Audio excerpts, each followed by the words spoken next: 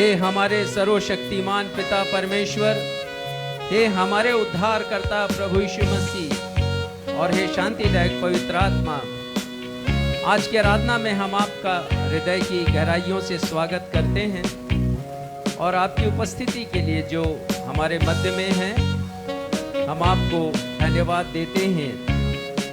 भजनकार लिखते हैं, हे धर्मियों, यहोवा के कारण आनंदित हो और जिस पवित्र नाम से उसका स्मरण होता है उसका धन्यवाद करो। जी हाँ प्यारे भाइयों और बहनों, आज की रविवारी आराधना का प्रारंभ परमेश्वर को धन्यवाद देते हुए करें, उनके लिए गीत गाते हुए करें, क्योंकि भजनकार लिखते हैं यहोवा के लिए एक नया गीत गाओ क्योंकि उन्होंने आश्चर्य कर्म किए हैं।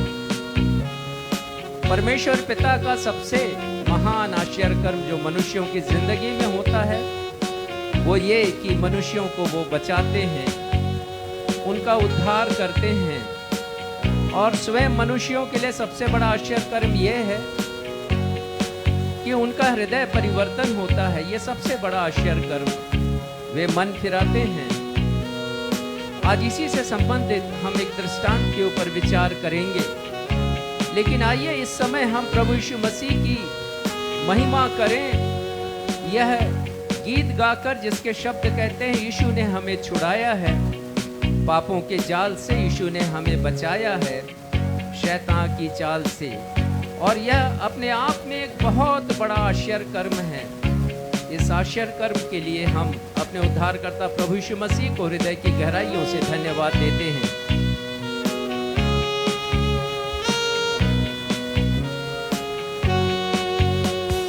यीशु ने हमें छुड़ाया है पापों के जाल से, यीशु ने हमें बचाया है शैतान की चाल से।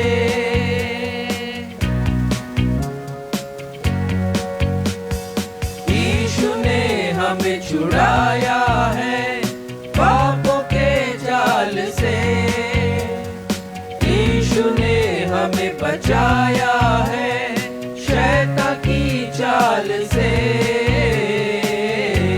तो गाओ हालेलुया, तो गाओ हालेलुया, तो गाओ हालेलुया, तो गाओ हालेलुया, तो गाओ हालेलुया, तो गाओ हालेलुया, तो गाओ हालेलुया, तो गाओ हालेलुया।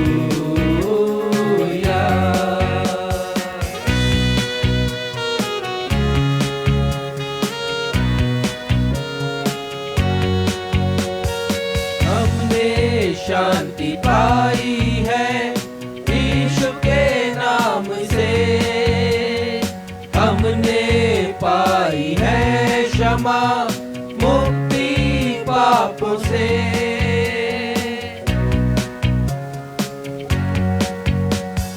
हमने शांति पाई है यीशु के नाम से, हमने पाई है क्षमा मुक्ति पापों से। तो गाओ हालेलुया,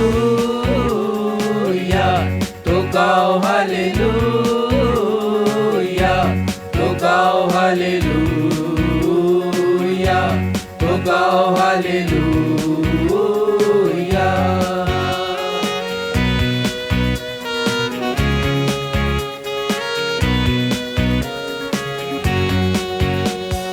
शालोम शांति और सलाम हम लाए हैं आपके नाम। शालोम शांति और सलाम, ये है यीशु का पैगाम। शालोम शांति और सलाम हम लाए हैं आपके नाम। शालोम शांति और सलाम, ये है यीशु का पैगाम। तो गाओ हालेलुया, हालेलुया, तो गाओ हालेलुया, तो गाओ हालेलुया, तो गाओ हालेलुया, तो गाओ हालेलुया, तो गाओ हालेलुया, तो गाओ हालेलुया।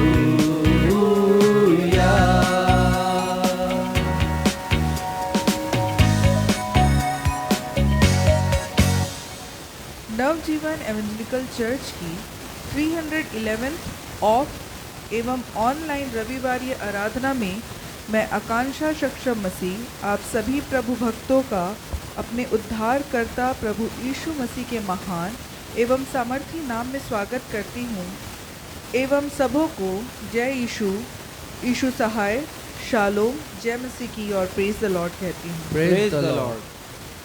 प्रिय भाइयों एवं बहनों, हम सब मसीही यह बात अच्छी तरह जानते हैं कि प्रभु यीशु मसीह इस संसार के उत्तम से उत्तम शिक्षकों से भी अति उत्तम और सर्वश्रेष्ठ शिक्षक है।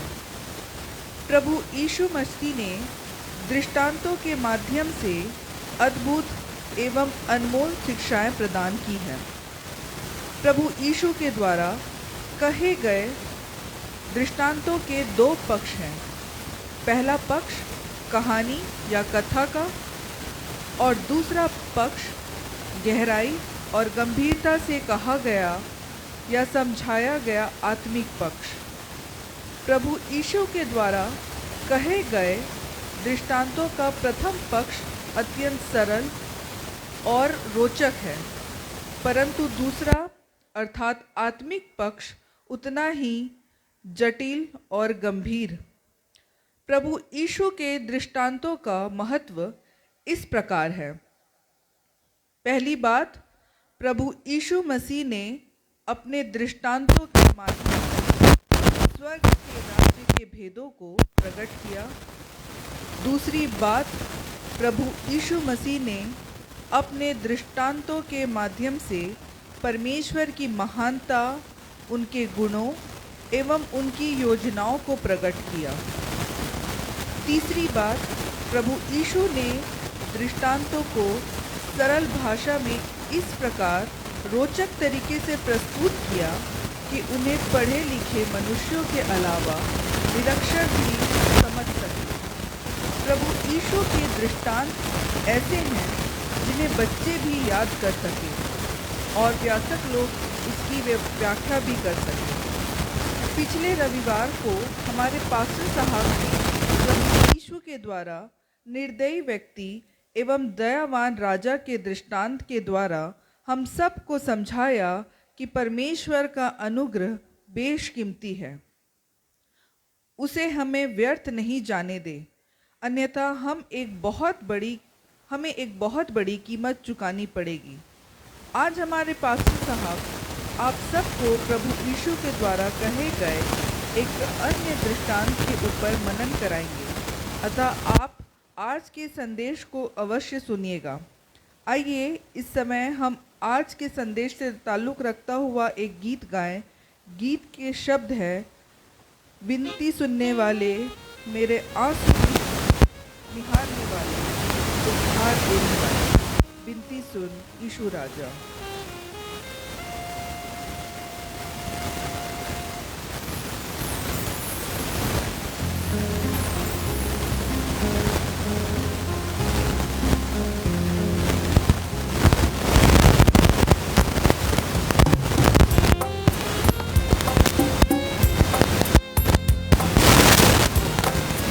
जी हाँ मेरे भाइयों और बहनों, वचनकार लिखते हैं कि परमेश्वर ने मेरी प्रार्थना को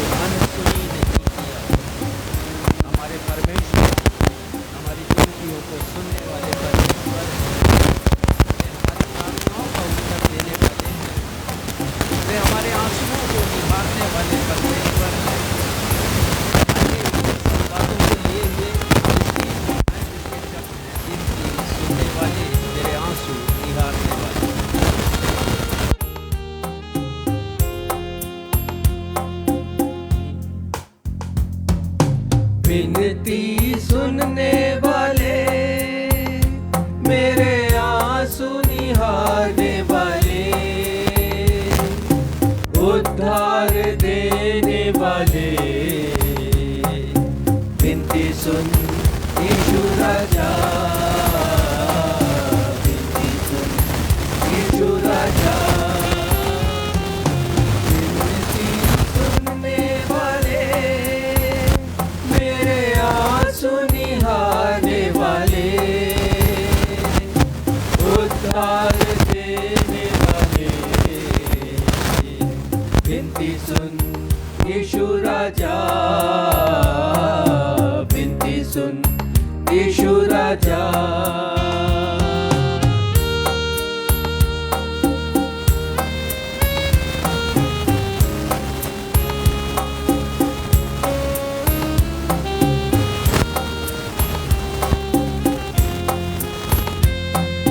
तुझसे होगा सब कुछ होगा, ये वादा सच्चा है।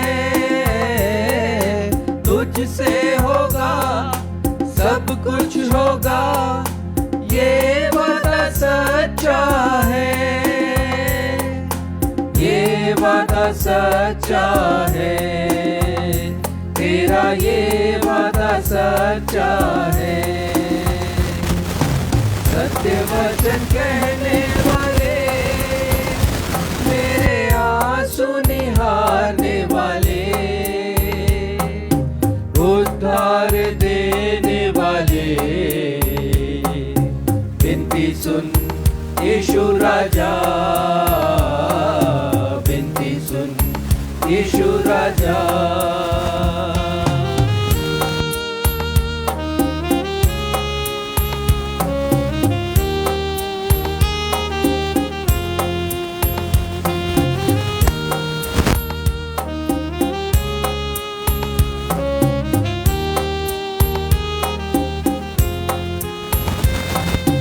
करुणानिधि तारणहारे, जीवन देने वाले, करुणानिधि तारणहारे, जीवन देने वाले, जीवन देने वाले, अनंत जीवन देने वाले, जीवन देने वाले, मेरे आंसू निहारने वाले, उद्धार देने वाले, विनती सुन यीशु राजा, विनती सुन यीशु राजा।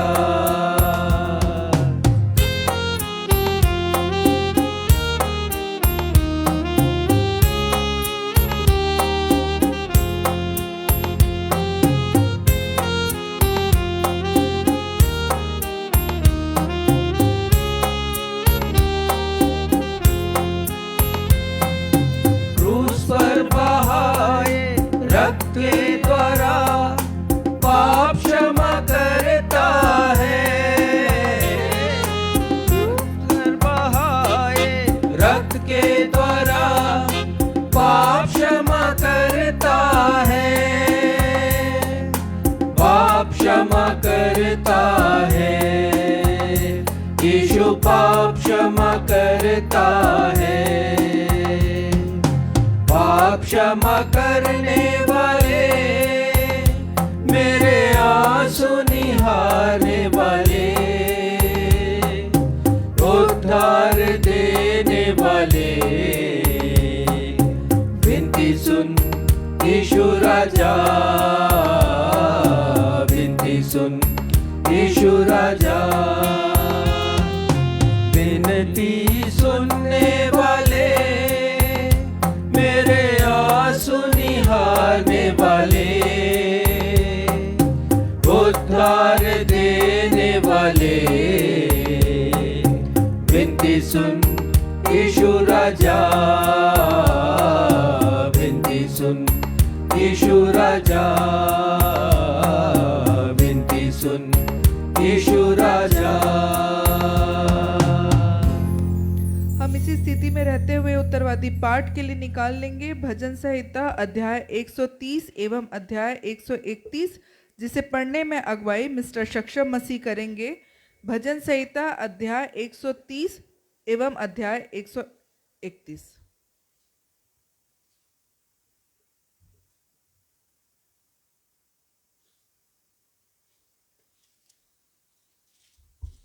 आइए हम सब मिलकर धर्मशास्त्र से निकाल लें भजन संहिता अध्याय 130 और अध्याय 131। जैसा कि हमारा दस्तूर रहा है, इसे उत्तरवादी की रीति से पढ़ लेंगे और अंत में हम सब अध्याय 131वें के दूसरे और तीसरे पद को साथ में पढ़ लेंगे। भजन संहिता अध्याय 130 और 131। हे यहोवा, मैंने गहरे स्थानों में से तुझको पुकारा है। हे प्रभु मेरी सुन, तेरे कान मेरे गिड़गिड़ाने की ओर ध्यान से लगे रहे। हे याह, यदि तू अधर्म के कामों का लेखा ले तो हे प्रभु कौन खड़ा रह सकेगा। परंतु तू क्षमा करने वाला है, जिससे तेरा भय माना जाए। मैं यहोवा की बाट जोहता हूँ, मैं जी से उसकी बाट जोहता हूँ और मेरी आशा उसके वचन पर है। पहरवे जितना भोर को चाहते हैं, हाँ पहरवे जितना भोर को चाहते हैं, उससे भी अधिक मैं यहोवा को अपने प्राणों से चाहता हूँ। इस्राएल यहोवा पर आशा लगाए रहे, क्योंकि यहोवा करुणा करने वाला और पूरा छुटकारा देने वाला है। इस्राएल को उसके सारे अधर्म के कामों से वही छुटकारा देगा। हे यहोवा, ना तो मेरा मन गर्व से और न मेरी दृष्टि घमंड से भरी है, और जो बातें बड़ी और मेरे लिए अधिक कठिन हैं उनसे मैं काम नहीं रखता। निश्चय मैंने अपने मन को शांत और चुप कर दिया है।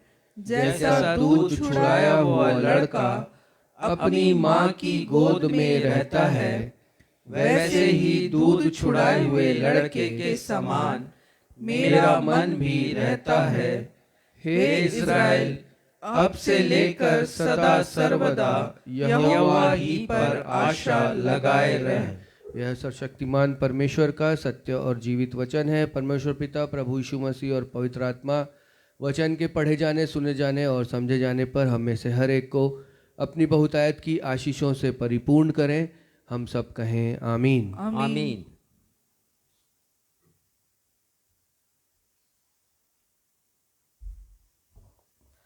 अब हमारे पास्टर साहब को अवसर होगा जब वे हमें कलीसियाई सूचनाओं से अवगत कराएंगे।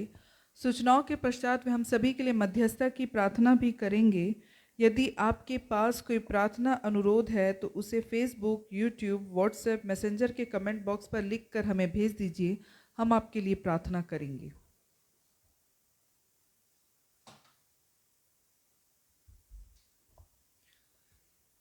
नवजीवन इवेंजलिकल चर्च की 311वीं अर्थात 311th ऑन एवं ऑफलाइन आराधना में मैं पास्टर राजेश मसीह आप सभी प्रभु भक्तों का जो इस समय आराधना भवन में उपस्थित हैं या इसी समय फेसबुक पर ऑनलाइन उपस्थित हैं अथवा आने वाले दिनों में फेसबुक, यूट्यूब, व्हाट्सएप, मैसेंजर में भेजे जाने वाले वीडियो को देखकर आज की हमारी इस रविवारी आराधना में सम्मिलित होंगे। मैं आप सभी का स्वागत करता हूं और आप सभी को मैं प्रेज द लॉर्ड कहता हूं। Praise the Lord.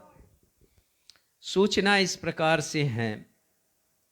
दैनिक आत्मिक ऊर्जा ये प्रतिदिन का बाइबल मनन का लेख है, आप सभी को भेजा जा रहा है।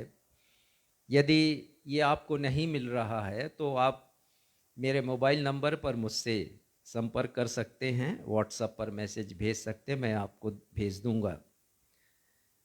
दैनिक आत्मिक ऊर्जा के नाम से प्रतिदिन के मनन चिंतन के लिए ये संदेश भेजे जा रहे हैं। ये संदेश आपको संपूर्ण वर्ष के लिए आत्मिक ऊर्जा प्रदान करने हमारी कलीसिया की ओर से भेंट स्वरूप हैं। यदि आपने अभी तक नहीं पढ़ा है या नहीं पढ़ पा रहे हैं तो आपसे विनती है कि इसे सहेज कर रख लीजिए, इसे सेव कर लीजिए। बाद में जब भी आपको अवसर मिले आप इसे पढ़ सकते हैं और आत्मिक ज्ञान को बढ़ा सकते हैं। साथ ही आप सभी से निवेदन है कि इसे शेयर कीजिए अधिक से अधिक। हम आपको भेज रहे हैं, आप सुसमाचार प्रचार का हिस्सा बन जाइए इसे भेजकर, ताकि बहुत से लोग इन लेखों को पढ़कर प्रभु को गहराई से जान सकें, आत्मिक जीवन में उन्नति कर सकें, उद्धार के कार्य को पूरा कर सकें। संदेश न सिर्फ आत्मिक ज्ञान बढ़ाने के लिए उपयोगी है, परंतु आपके व्यावहारिक जीवन को स्वर्ग के राज्य के योग्य बनाने के लिए और साथ ही साथ उपदेश देने के लिए बहुत ही लाभदायक है। अनेक कमेंट्स हमें प्राप्त हुए हैं। आप लेखों का हमारे द्वारा भेजे गए रविवारी आराधना के वीडियो को हमारे हौसला अफजाई के लिए लाइक कीजिए। जो भी वीडियो हम भेज रहे हैं आपको और जो लेख हम भेज रहे हैं, बहुत से लोग थोड़ा समय निकालते हैं, लाइक करते हैं, कमेंट्स लिखते हैं, हमारा हौसला बढ़ता है इससे, क्योंकि ये लेख बहुत परिश्रम से हम तैयार करते हैं। हम जो वीडियो भी ऑनलाइन आपके पास भेजते हैं या आपके पास उपलब्ध होता है वीडियो यूट्यूब और फेसबुक पर, उसे भी हम बहुत परिश्रम से तैयार करते हैं। हम समझते हैं कि हमारे परिश्रम का मूल्य आप जानेंगे, कम से कम उसे शेयर करेंगे, लाइक करेंगे और कमेंट्स लिखेंगे। रविवार के दिन आत्मिक ऊर्जा का लेख नहीं भेजा जाएगा, इसे आप सूचना के अंतर्गत मान लीजिए। प्रार्थना अनुरोध इस प्रकार से हैं। हम प्रार्थना करते हैं भाई आशवन के लिए, उनके दाहिने घुटने में दर्द होता है, परमेश्वर पिता की कृपा से उन्हें चंगाई मिले। हम प्रार्थना करते हैं बहन गुरबारी के लिए, उनका विवाह 16 अप्रैल को है। उन्होंने लिखा कि परमेश्वर पिता की कृपा से उनकी सारी आवश्यकताएं पूरी हो सकें, और ऐसे ही प्रार्थना हम परमेश्वर से करते हैं। पास्टर बलराम की बेटी अंजू के लिए प्रार्थना करते हैं। माता पिता ने अनुरोध किया है कि उसे योग्य जीवन साथी मिले और माता पिता की उम्मीदें पूरी हो सकें। हम प्रार्थना करते हैं अपने भाई सुभाष चंद्र दास के लिए। उनका पिछले दिनों रोड एक्सीडेंट हुआ था और जिसके कारण उनके हाथ और पैर की हड्डियां अनेक स्थानों पर फ्रैक्चर हो गई हैं। उनका अपोलो में इलाज चला है और फिलहाल वो बिस्तर पर हैं। कमर में भी उनके चोट आई है। परमेश्वर पिता से हम उनके लिए, उनकी चंगाई के लिए प्रार्थना करते हैं कि जो भी उपचार किया जा रहा है, जो भी बैंडेज बंधा हुआ है या अन्य उपाय किए गए हैं, वो सब सफल हों और वो शीघ्र अतिशीघ्र चलने लायक स्थिति में आ सकें और अपने दिन प्रतिदिन का काम कर सकें। उसी प्रकार हम प्रार्थना करते हैं pastor reverend doctor Timothy Wankhede जो भोपाल में हैं, उनकी चंगाई के लिए।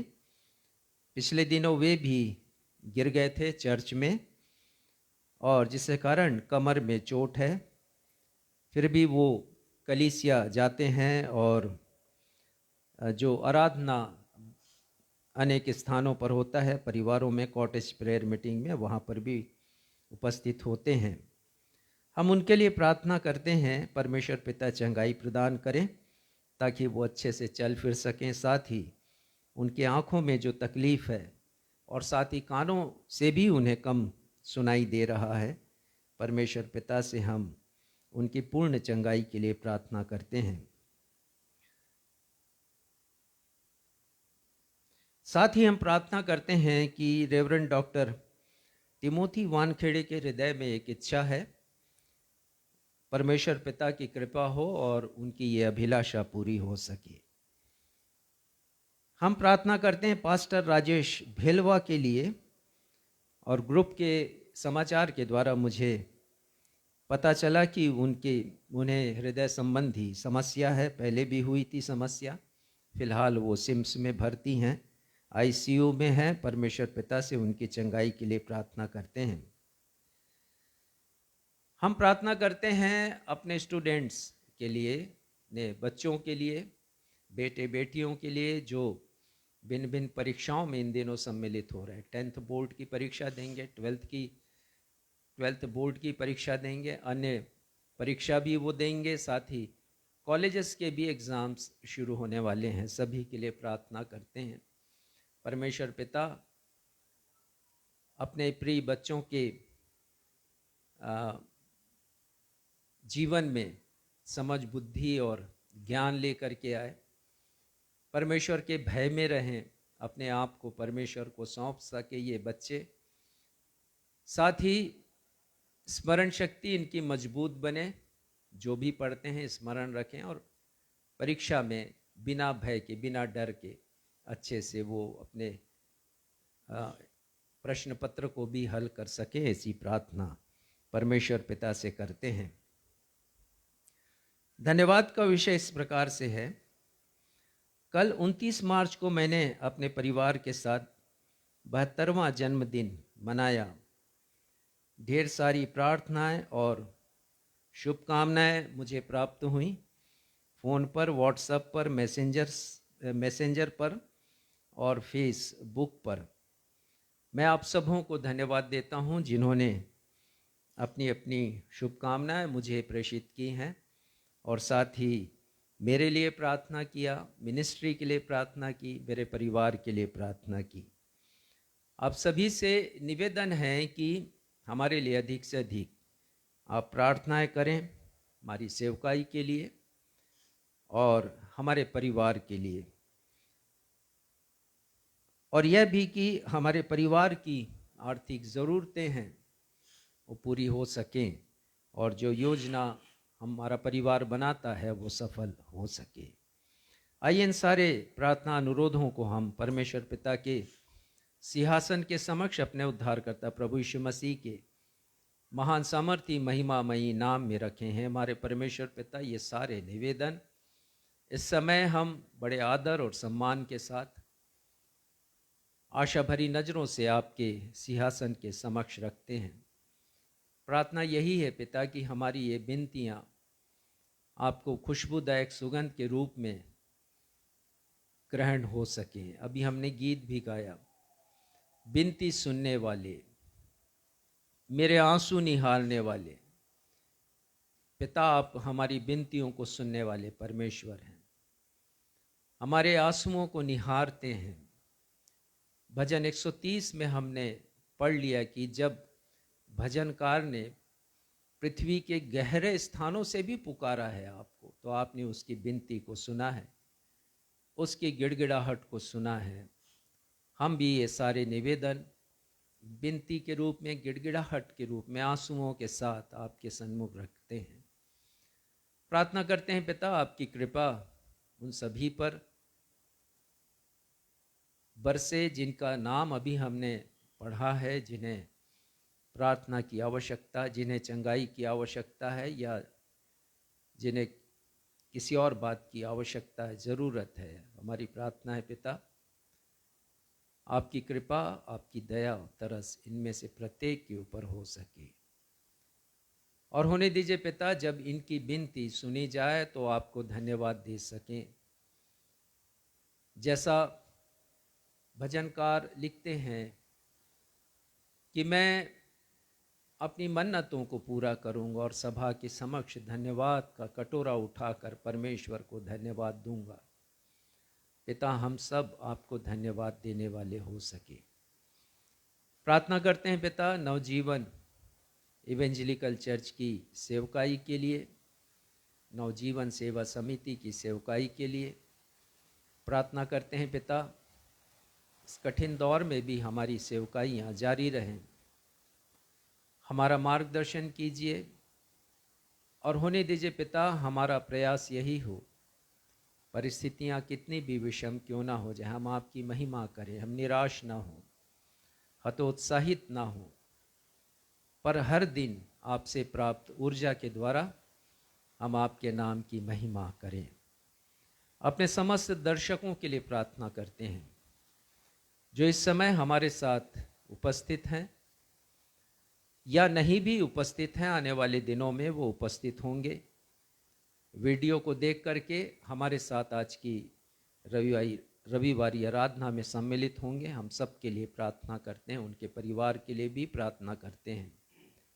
हम प्रार्थना करते हैं पिता, यदि किसी के हृदय में कोई ऐसी विनती है जिसे वो नहीं कह पाए हैं या लिख पाए हैं, आप तो हृदय के जानने वाले परमेश्वर हैं, मन के विचारों को समझ लेते हैं। हमारी प्रार्थना है पिता कि जैसी जिसकी इच्छा है, विनती है पिता, उसे भी पूरा करें। प्रत्येक दर्शक के परिवार के भी साथ आपकी कृपा बनी रहे, सभी को संभालिए। उन बच्चों के लिए जो कि विदेश में अध्ययनरत हैं, हम उनके लिए भी प्रार्थना करते हैं। आपकी कृपा उनमें से हर एक के ऊपर बनी रहे। उनके संबंध में माता पिता की जो भी चिंताएं हैं उसे भी दूर कीजिएगा। पिता, आगे की आराधना को आपके सामर्थ्य हाथों में सौंपते हुए अपनी इस प्रार्थना को आपके बेटे हमारे उद्धारकर्ता प्रभु यीशु के नाम से मांगते हैं, जिन्होंने ये प्रार्थना करना हमें सिखाया। हे हमारे पिता, आप जो स्वर्ग में हैं, आपका नाम पवित्र माना जाए, आपका राज्य आए, आपकी इच्छा जैसे स्वर्ग में पूरी होती है वैसे इस पृथ्वी पर भी पूरी हो। हमारे दिन भर की रोटी आज हमें दीजिए, और जैसे हमने अपने अपराधियों को क्षमा किया वैसे ही हमारे अपराधों को क्षमा कीजिए। हमें परीक्षा में नहीं लाइए, बल्कि बुराई से बचाइए, क्योंकि राज्य, पराक्रम और महिमा सदा आपके हैं। आमीन।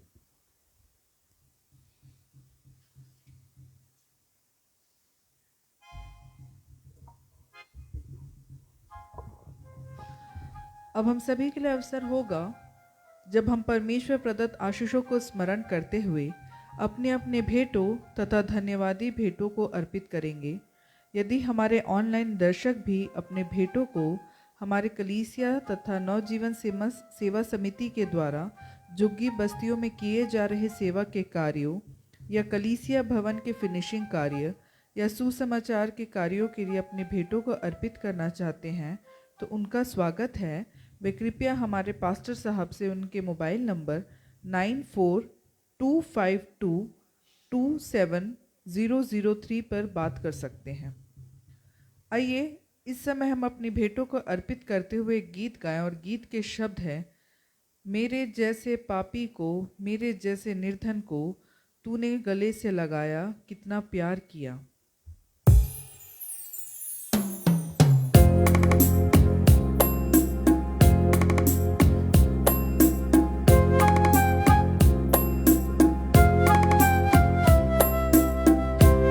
आज के जितने भी गीत हैं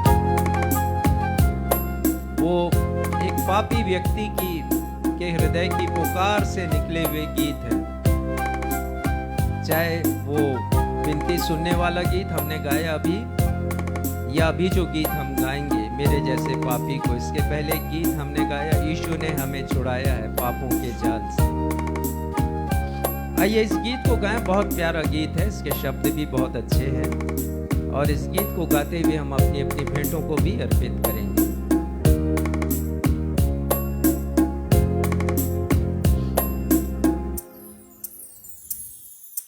मेरे जैसे पापी को, मेरे जैसे रोगी को, मेरे जैसे निर्धन को, मेरे जैसे बेघर को, मेरे जैसे पापी को, मेरे जैसे रोगी को, मेरे जैसे निर्धन को, मेरे जैसे बेघर को तूने गले से लगाया, कितना प्यार किया।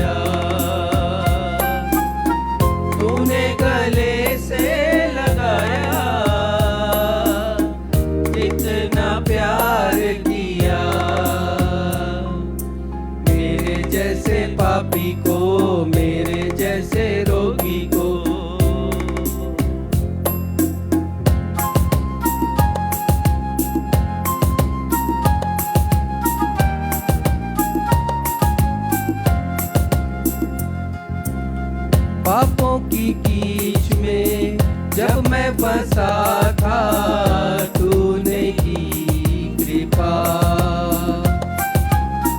की से मुझको तूने निकाला, लहू से फिर धो दिया। पापों की कीच में जब मैं फंसा था, तूने की कृपा की से मुझको तूने निकाला, लहू से फिर धो दिया। दलदल से मुझको निकाला, मुझसे प्यार किया। दलदल से मुझको निकाला, मुझसे प्यार किया। मेरे जैसे पापी को, मेरे जैसे रोगी को, मेरे जैसे निर्धन को, मेरे जैसे बेघर को तूने गले से लगाया। इतना प्यार किया, तूने गले से लगाया। इतना प्यार किया।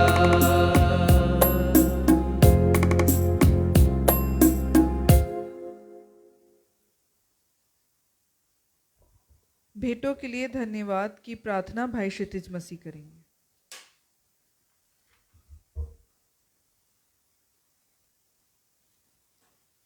आइए इन भेंटों के लिए प्रार्थना करेंगे। हम सभी परमेश्वर पिता के चरणों में जाएंगे।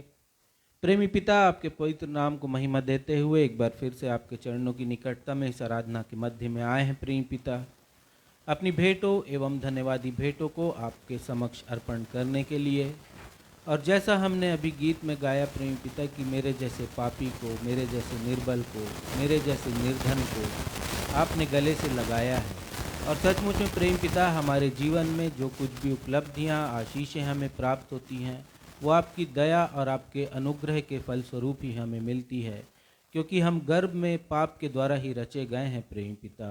और जब तक हमने आपके सलीब को, आपके रक्त को ग्रहण नहीं किया प्रेम पिता, आपकी देह को हमने ग्रहण नहीं किया, तब तक पाप हमसे दूर ना हुआ। परंतु आपके उद्धार के रूप में हमने अपने पापों से क्षमा पाई है, हमारा ये विश्वास है प्रेमी पिता। और हम धन्यवाद देते हुए आपके चरणों की निकटता में आते हैं कि जीवन के हर एक उतार चढ़ाव में आप अपनी सामर्थ्य के द्वारा हमें घेरे रहते हैं। हम धन्यवाद देते हैं प्रेम पिता उन उपलब्धियों के लिए जो आप हमारे जीवन में बरसाते हैं, चाहे हमारे वर्किंग फील्ड में हो, चाहे हमारी जीवन में आपके द्वारा दी गई चंगाइयाँ हो, चाहे वर्षगांठ हो या वैवाहिक वर्षगांठ हो या किसी और प्रकार की उपलब्धि हो प्रेम पिता, हर एक में आपका अनुग्रह और आपकी आशीष मिली होती है।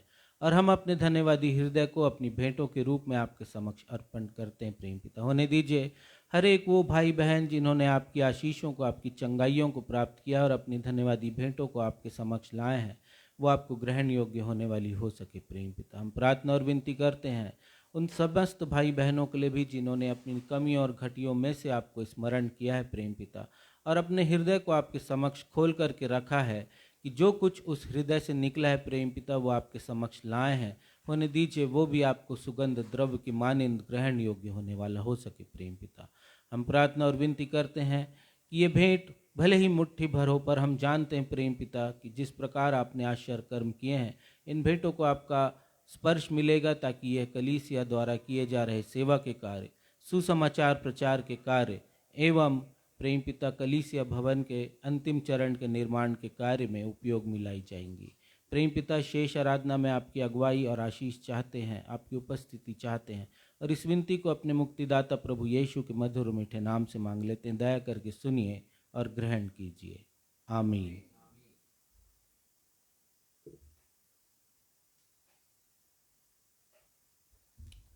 पवित्र शास्त्र बाइबल से पाठों का पठन। पहला पाठ पुराने नियम से यशायाह अध्याय 1 पद 15 से लेकर 18 तक, जिसे पढ़ने में अगुवाई मिसेस बीना मसीह करेंगी। दूसरा पाठ नए नियम से पहला यूहन्ना अध्याय 1 पद 7 से लेकर 10 तक, जिसे पढ़ने में अगुवाई भाई क्षितिज मसीह करेंगे। पहला पाठ पुराने नियम से यशाया अध्याय 1 पद 15 से लेकर 18।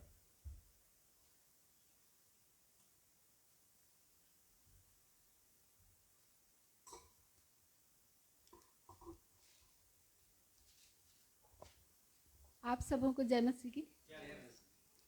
पहले पाठ के पठन पाठन के लिए हम धर्मशास्त्र से निकाल लेंगे यशाया अध्याय 1 पद 15 से 18 पद तक। यहाँ पर इस प्रकार लिखा है, जब तुम मेरी ओर हाथ फैलाओ तब मैं तुमसे मुंह फेर लूँगा। तुम कितनी भी प्रार्थना क्यों न करो तो भी मैं तुम्हारी न सुनूंगा, क्योंकि तुम्हारे हाथ खून से भरे हैं। अपने को धोकर पवित्र करो, मेरी आँखों के सामने से अपने बुरे कामों को दूर करो। भविष्य में बुराई करना छोड़ दो, भलाई करना सीखो। यत्न से न्याय करो, उपद्रवी को सुधारो, अनाथ का न्याय चुकाओ, विधवा का मुकदमा लड़ो। यह परमेश्वर का जीवित सत्य वचन है। परमेश्वर इसके पढ़े सुने जाने पर हम सबों को आशीष प्रदान करें। हम सब कहें आमीन। आमीन।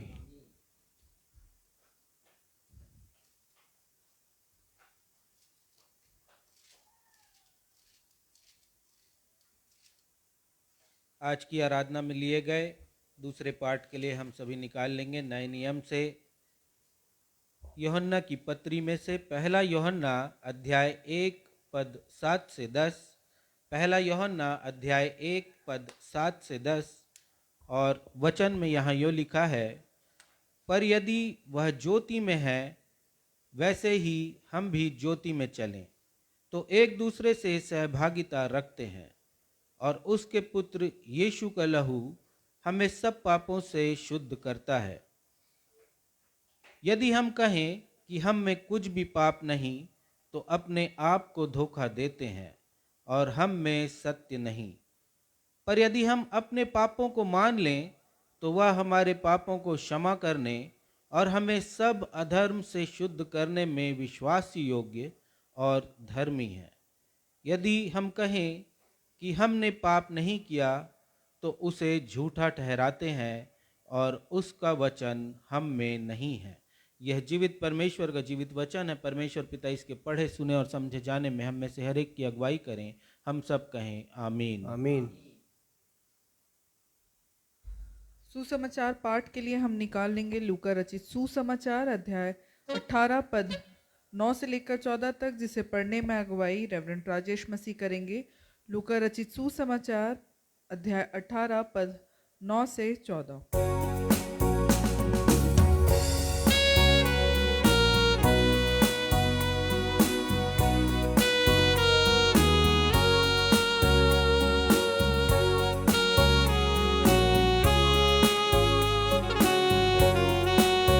आज का सुसमाचार का पाठ लूका रचित सुसमाचार 18वां अध्याय पद संख्या 9 से लेकर 14 तक। और यहाँ इस प्रकार लिखा है, यीशु ने उनसे जो अपने ऊपर भरोसा रखते थे कि हम धर्मी हैं और दूसरों को तुच्छ जानते थे, यह दृष्टांत कहा।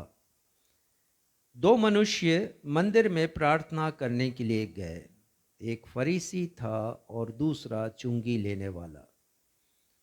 फरीसी खड़ा होकर अपने मन में यो प्रार्थना करने लगा, हे परमेश्वर, मैं तेरा धन्यवाद करता हूँ कि मैं दूसरे मनुष्यों के समान अंधेर करने वाला, अन्यायी और व्यभिचारी नहीं, और न इस चुंगी लेने वाले के समान हूँ। मैं सप्ताह में 2 बार उपवास रखता हूँ। मैं अपनी सब कमाई का 10वां अंश भी देता हूँ। परंतु चुंगी वाले ने दूर खड़े होकर स्वर्ग की ओर आंखें उठाना भी ना चाहा, वरन अपनी छाती पीट पीट कर कहा, हे परमेश्वर, मुझ पापी पर दया कर। यीशु कहते हैं, मैं तुमसे कहता हूं कि वह दूसरा नहीं परंतु यही मनुष्य धर्मी ठहराया जाकर अपने घर गया, क्योंकि जो कोई अपने आप को बड़ा बनाएगा वह छोटा किया जाएगा, और जो अपने आप को छोटा बनाएगा वह बड़ा किया जाएगा। ये प्रभु यीशु ख्रिस्ट का सुसमाचार है। हे प्रभु यीशु ख्रिस्ट, आपके नाम की महिमा हो। हम सब कहें आमीन। आमीन।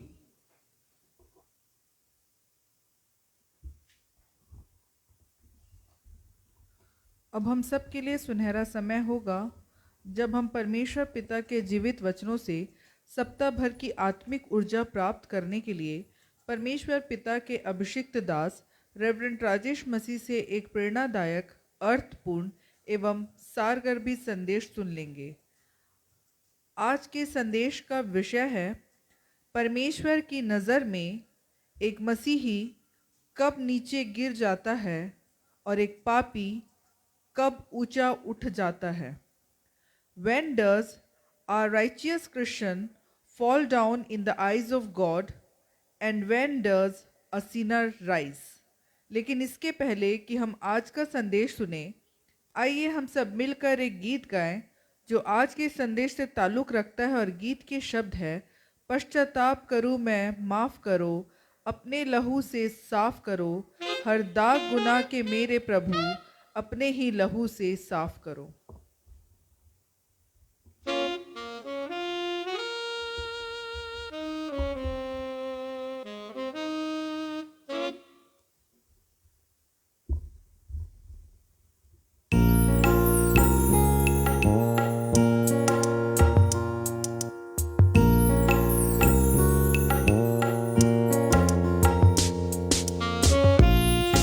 जैसा सुसमाचार का पाठ अभी पढ़ा गया, समझिए ये गीत उसके जुबान से निकले हैं। वो व्यक्ति जो महसूल लेने वाला है, चुंगी लेने वाला है, टैक्स कलेक्टर है, वो भी परमेश्वर के भवन में आया है। वो पश्चाताप कर रहा है, अपने पापों की क्षमा मांग रहा है। हमारे लिए सीखने की बात है कि हम अपने आप को छोटा करें परमेश्वर के सामने, ताकि परमेश्वर हमें ऊंचा उठा सके।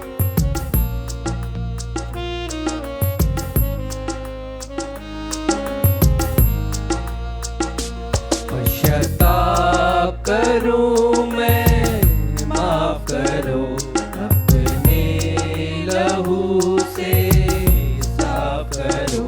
पश्चाताप करूं मैं, माफ करो, अपने लहू से साफ करो। हर दाग गुनाह के मेरे प्रभु, अपने लहू से साफ करो। हर दाग गुनाह के मेरे प्रभु, अपने ही लहू से साफ करो। पश्चाताप करूं मैं, माफ करो, अपने लहू से साफ करो।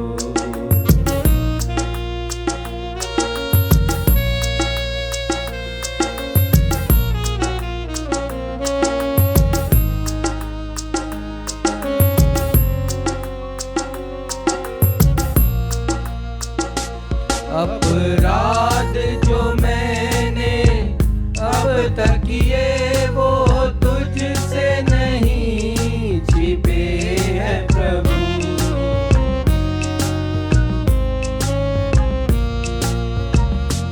हर पाप जो मैंने छिप कर किए, वो सन्मुख तेरे खुले हैं प्रभु।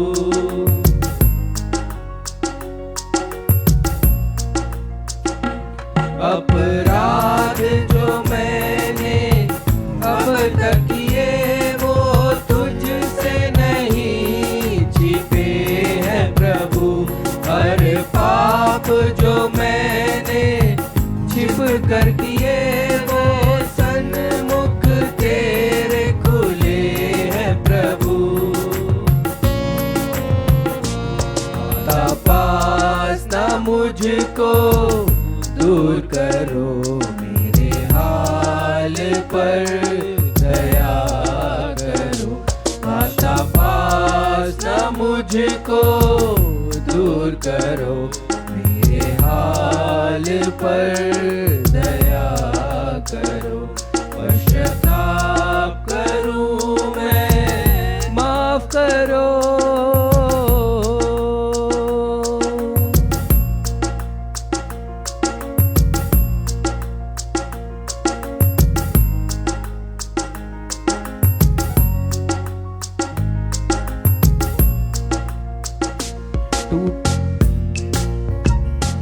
टूटा मन लेकर जो पास आए, वो तुच्छ नहीं है तेरे लिए।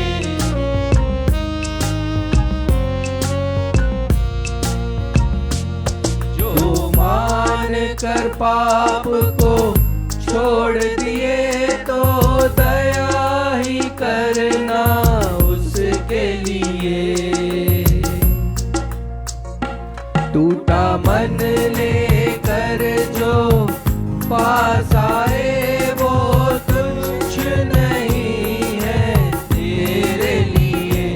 जो मान कर पाप को छोड़ दिए, तो दया ही करना उसके लिए। टूटा मन मेरा स्वीकार करो, सपनों को मेरे साकार करो। टूटा मन मेरा स्वीकार करो, सपनों को मेरे साकार करो, पश्चाताप करूं मैं, माफ करो।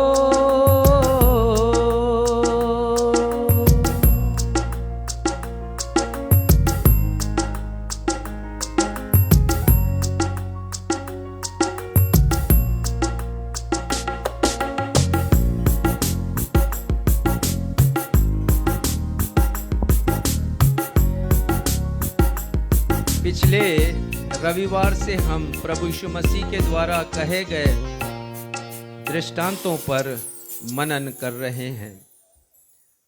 पिछले रविवार हमने प्रभु यीशु मसीह के द्वारा मत्ती रचित सुसमाचार के 18वें अध्याय के पद संख्या 21 से लेकर 35 में वर्णित एक दृष्टांत, जिसमें एक निर्दयी सेवक और एक दयावान राजा का वर्णन किया गया है, उस पर अच्छी तरह से हमने सीख लिया 3 बातों को। पहली बात हमने उस दृष्टांत के द्वारा सीखा कि परमेश्वर का अनुग्रह बेशकीमती है। और दूसरी बात हमने सीखा कि हम परमेश्वर के अनुग्रह को व्यर्थ में नहीं जाने दें। और यदि हमने ऐसी हिमाकत की कि हमने परमेश्वर के अनुग्रह को व्यर्थ में जाने दिया, तो यकीन मानिए परमेश्वर के वचन के अनुसार एक बहुत बड़ी कीमत, जिसकी भरपाई हम कभी ना कर पाएंगे, चुकानी पड़ेगी। फिर से रिपीट करूंगा, यदि हमने ऐसी कुछ हिमाकत की कि परमेश्वर के अनुग्रह को व्यर्थ में जाने दिया,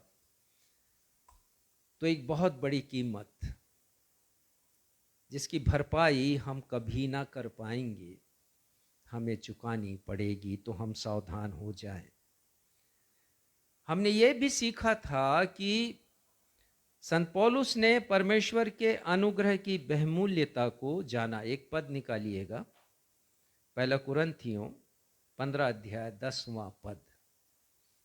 ये संत पौलुस की गवाही है। उन्होंने परमेश्वर के अनुग्रह की बहुमूल्यता को जाना। उन्होंने परमेश्वर के अनुग्रह की विशालता को जाना। और उन्होंने लिखा, पढ़िएगा, परंतु मैं जो कुछ भी हूँ परमेश्वर के अनुग्रह से हूँ। वो कहते हैं कि मैं जो कुछ भी हूँ, whatever I am, मैं परमेश्वर के अनुग्रह से हूँ। I am by the grace of God। मैं जो कुछ भी हूँ परमेश्वर के अनुग्रह से हूँ। और आगे पढ़िए। उसका अनुग्रह जो मुझ पर हुआ वह व्यर्थ नहीं हुआ, वो कहते हैं कि जो कुछ भी अनुग्रह हुआ है उसे उन्होंने व्यर्थ जाने नहीं दिया। हमने सीखा था कि क्या संत पौलुस के समान व्यक्तिगत रूप से हम ये घोषणा करने के लिए तैयार हैं कि प्रभु का अनुग्रह जो मुझ पर हुआ है वो व्यर्थ नहीं हुआ है। क्या ये घोषणा करने के लिए तैयार हैं? मैंने अपने एक जन्मदिन पर इस बात की घोषणा की कि परमेश्वर का अनुग्रह जो मुझ पर हुआ है उसे मैंने व्यर्थ जाने नहीं दिया। 29 मार्च सन 2023 में मैंने ये घोषणा की जब इस पद को मैंने पढ़ा। तो ये कोई मुश्किल काम नहीं है, हम भी घोषणा करें। और यदि, फिर से रिपीट करूंगा कि यदि व्यर्थ जाने दिया हमने परमेश्वर के अनुग्रह को, तो अंतिम न्याय के दिन एक बहुत बड़ी कीमत हमें चुकानी पड़ेगी और वो जीवन जिसे परमेश्वर ने इस पृथ्वी पर दिया वो कभी लौट कर नहीं आएगा। पिछले रविवार को प्रचारित यह संदेश फेसबुक और यूट्यूब पर वीडियो के रूप में उपलब्ध है। अवश्य सुनिएगा, देखिएगा इस वीडियो को, और यदि अभी तक आपने नहीं देखा सुना है तो, और प्रोत्साहन के लिए लाइक कीजिएगा, कमेंट लिखिएगा और वीडियो को शेयर कर सुसमाचार प्रचार का हिस्सा बनिएगा। आज हम पुनः प्रभु यीशु मसीह के एक और दृष्टांत के ऊपर मनन करेंगे और आने वाले कुछ रविवारों में हम उनके दृष्टांतों पर ही अध्ययन करेंगे। पाम संडे और के पहले और ईस्टर के बाद भी हम अध्ययन करते रहेंगे दृष्टांतों के ऊपर। प्रभु यीशु मसीह ने सिंबॉलिक गॉस्पल्स, सिंबॉलिक गॉस्पल का मतलब होता है एक समान लिखे गए सुसमाचारों में। तो वो 3 सुसमाचार हैं जिनमें लगभग एक समान वर्णन पढ़ने के लिए हमें मिलता है। सिंबॉलिक गॉस्पल्स इन्हें कहते हैं। मत्ती रचित सुसमाचार, मरकुस रचित सुसमाचार, लूका रचित सुसमाचार। इन सुसमाचारों में 31 दृष्टांतों का वर्णन है। वैसे बहुत से जो टीकाकार हैं 38 दृष्टांत कहते हैं, परंतु मैंने खोजा 31 दृष्टांत आपको बताना चाहूँगा। मत्ती रचित सुसमाचार में कुल 23 दृष्टांत हैं, कुल मिलाकर 23। इनमें से 11 दृष्टांत ही यूनिक हैं। यूनिक का मतलब कि उनका वर्णन केवल मत्ती में हुआ, अन्य सुसमाचारों में वो दृष्टांत पाए नहीं जाते। उसी प्रकार मरकुस रचित सुसमाचार में 8 दृष्टांत हैं और उनमें 2 दृष्टांत यूनिक हैं, अर्थात उनका वर्णन केवल मरकुस रचित सुसमाचार में ही मिलता है, 2 दृष्टांतों का। मत्ती में 11 दृष्टांत और मरकुस में 2 दृष्टांत, और लूका रचित सुसमाचार में कुल मिलाकर 24 दृष्टांत हैं। सबसे अधिक दृष्टांत है लूका रचित सुसमाचार में, और 18 दृष्टांत इसमें यूनिक हैं। यूनिक का मतलब जैसा मैंने बताया और किसी सुसमाचार में वर्णन नहीं मिलेगा। तो हम ऐसा देखते हैं जैसे मत्ती रचित सुसमाचार में यूनिक जो कुछ दृष्टांत इस प्रकार से हैं, जैसा 10 कुंवारियों का दृष्टांत, 10 तोड़ों का दृष्टांत है। 3 लोगों को वो तोड़े दिए जाते हैं, और साथ ही साथ हम और भी दृष्टांतों के बारे में पढ़ते हैं जिनका उल्लेख केवल मत्ती में। पिछले रविवार को जिस दृष्टांत के ऊपर हमने विचार किया, निर्दयी सेवक और दयावान राजा, वो भी केवल मत्ती रचित सुसमाचार में मिलता है। तो ऐसे यूनिक लूका रचित सुसमाचार में भी ऐसे ही हैं, जैसे उड़ाऊ पुत्र का दृष्टांत है, जैसे दयालु सामरी का दृष्टांत है, या फिर आज जिस दृष्टांत के ऊपर हम मनन करेंगे वो दृष्टांत है फरीसी का और एक पापी मनुष्य का, जो दोनों मंदिर में पहुंचते हैं प्रार्थना करने के लिए। आपको जानकर यह आश्चर्य होगा कि यूहन्ना रचित सुसमाचार में कोई दृष्टांत नहीं है। दृष्टांत सुसमाचारों की शोभा है, और प्रत्येक दृष्टांत के दो भाग होते हैं। एक भाग होता है कथानक, स्टोरी, छोटी स्टोरी होती है। प्रभु यीशु मसीह ने बहुत अच्छा उपाय किया, दृष्टांतों के द्वारा उन्होंने संदेश अपने दिए हैं। और उस स्टोरी के द्वारा, जो कि बहुत साधारण सी स्टोरी हुआ करती थी, छोटी स्टोरी हुआ करती थी, उसमें गहरे भेद छिपे होते थे। वो आत्मिक पक्ष है, ये दूसरा पक्ष है। तो पहला पक्ष कथा का है, दूसरा पक्ष आत्मिक पहलू का है, आत्मिक शिक्षा हमें मिलती है। प्रभु यीशु मसीह ने हमारे दिन प्रतिदिन के जीवन में उपयोग आने वाली वस्तुओं का बहुत बखूबी के साथ उनका उपयोग किया है। जैसे नमक है, ज्योति है, दिया है, बीज है, वैसे ही प्रभु यीशु मसीह ने विभिन्न प्रकार के मनुष्यों की कार्य प्रणाली का भी वर्णन बखूबी किया दृष्टांतों के माध्यम से। जैसे किसान है, राजा है, सेवक है, दास है, उड़ाऊ पुत्र है, दयालु सामरी है। तो एक छोटी सी कहानी में कहकर प्रभु यीशु मसीह ने स्वर्ग के राज्य की गूढ़ भेदों को प्रकट किया है। उन्होंने अनेक दृष्टांत के पहले कहा कि स्वर्ग का राज्य एक किसान के समान है, और स्वर्ग का राज्य इसके समान है, या स्वर्ग का राज्य उसके समान है, उन्होंने कहा है। तो स्वर्ग के राज्य के गूढ़ भेदों को उन्होंने प्रकट किया है, समझाया है मुझे और आपको। उन्होंने दृष्टांतों के माध्यम से परमेश्वर की महानता एवं गुणों का गुणगान किया है। प्रभु यीशु मसीह ने परमेश्वर की महानता को हम समझ सकते हैं, उनके प्रेम को समझ सकते हैं, उनके तरस को समझ सकते हैं।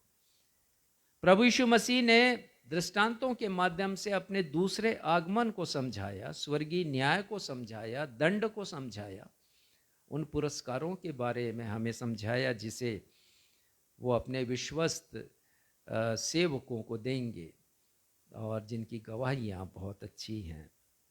आज हम प्रभु यीशु मसीह के द्वारा लूका रचित सुसमाचार 18 अध्याय 9वें पद से लेकर 14वें पद तक में कहे गए एक दृष्टांत पर मनन करेंगे। और इस दृष्टांत से जो विषय निकल करके आता है वो ये है, परमेश्वर की दृष्टि में एक मसीही कब गिर जाता है। हम सीखेंगे इस बात को। परमेश्वर की दृष्टि में एक मसीह, हम सब मसीही कहलाते हैं, हम कब गिर जाते हैं। और इसका दूसरा पक्ष है, एक पापी कब ऊंचा उठ जाता है। तो दो पक्ष है, मसीही कब गिर जाता है, पापी परमेश्वर की दृष्टि में, उनकी नज़र में कब ऊंचा उठ जाता है।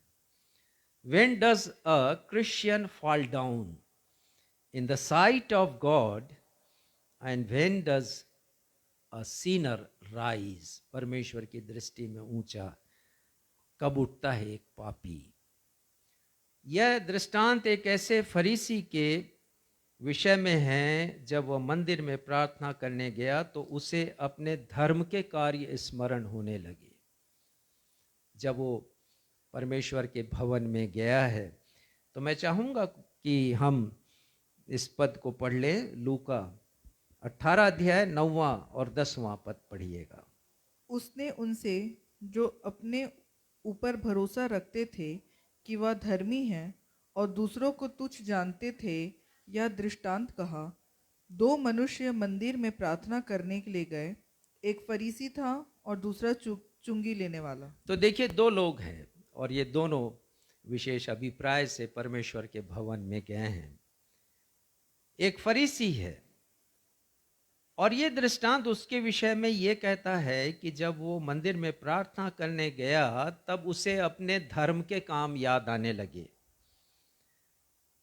और यह दृष्टांत एक ऐसे महसूल लेने वाले के विषय में भी है। महसूल लेने वाला अर्थात उसके लिए चुंगी लेने वाला यहाँ पर शब्द आया है। और इंग्लिश बाइबल में टैक्स कलेक्टर, तो मैं समझता हूँ ये ज़्यादा अच्छा है, टैक्स कलेक्टर, क्योंकि आधुनिक पीढ़ी इसे अच्छी तरह समझेगी। तो वो टैक्स कलेक्टर भी आया है, समझिए वो इनकम टैक्स इंस्पेक्टर है। और जब वो मंदिर में प्रार्थना करने आया है तो उसे अपने जीवन के पाप स्मरण आते हैं। दोनों में बहुत फर्क है, समझिए जमीन और आसमान का। जो धर्मी है, समझ रहा है अपने आप को फरीसी, उसे अपने धर्म के काम स्मरण आ रहे हैं। और ये व्यक्ति जो अपने आप को पापी समझ रहा है, उसे अपने जीवन के पाप स्मरण आ रहे हैं। आज अपनी और आपकी आत्मिक शिक्षा के लिए मैंने फरीसी के स्थान पर एक मसीही या क्रिश्चियन को रखा है, क्योंकि हमें कुछ सीखना है इस दृष्टांत से। तो हम इसे टाल नहीं सकते कि it was a matter of that person, फरीसी की बात है, हम इसे नहीं कहकर टाल सकते हैं। हम सीखेंगे। प्रभु के एक महान दास और बाइबिल के विद्वान डॉक्टर R.A. टोरी ने इस दृष्टांत की व्याख्या करते हुए लिखा है कि यह दृष्टांत एक तस्वीर है जिसमें हम एक मसीही को देखते हैं जो अपने आप को स्वयं परमेश्वर की दृष्टि में परमेश्वर के समक्ष बहुत अच्छा और योग्य बनाता है। ये एक फरीसी जिसे मैं मसीही के रूप में प्रस्तुत कर रहा हूं, वो कहते हैं कि मैं एक मसीही को देखता हूं जो परमेश्वर के समक्ष अपने आप को बहुत सक्षम बनाता है, बहुत योग्य बनाता है, बहुत गुणी बनाता है। और आगे कहते हैं वो, इसी तस्वीर में हम एक ऐसे मनुष्य को देखते हैं जो अपने आप को स्वयं की दृष्टि में परमेश्वर के समक्ष बहुत बुरा और अयोग्य समझता है, लेकिन वही मनुष्य परमेश्वर की दृष्टि में ऊंचा उठ जाता है। 14वां पद पढ़िएगा, लूका 18 का 14वां पद।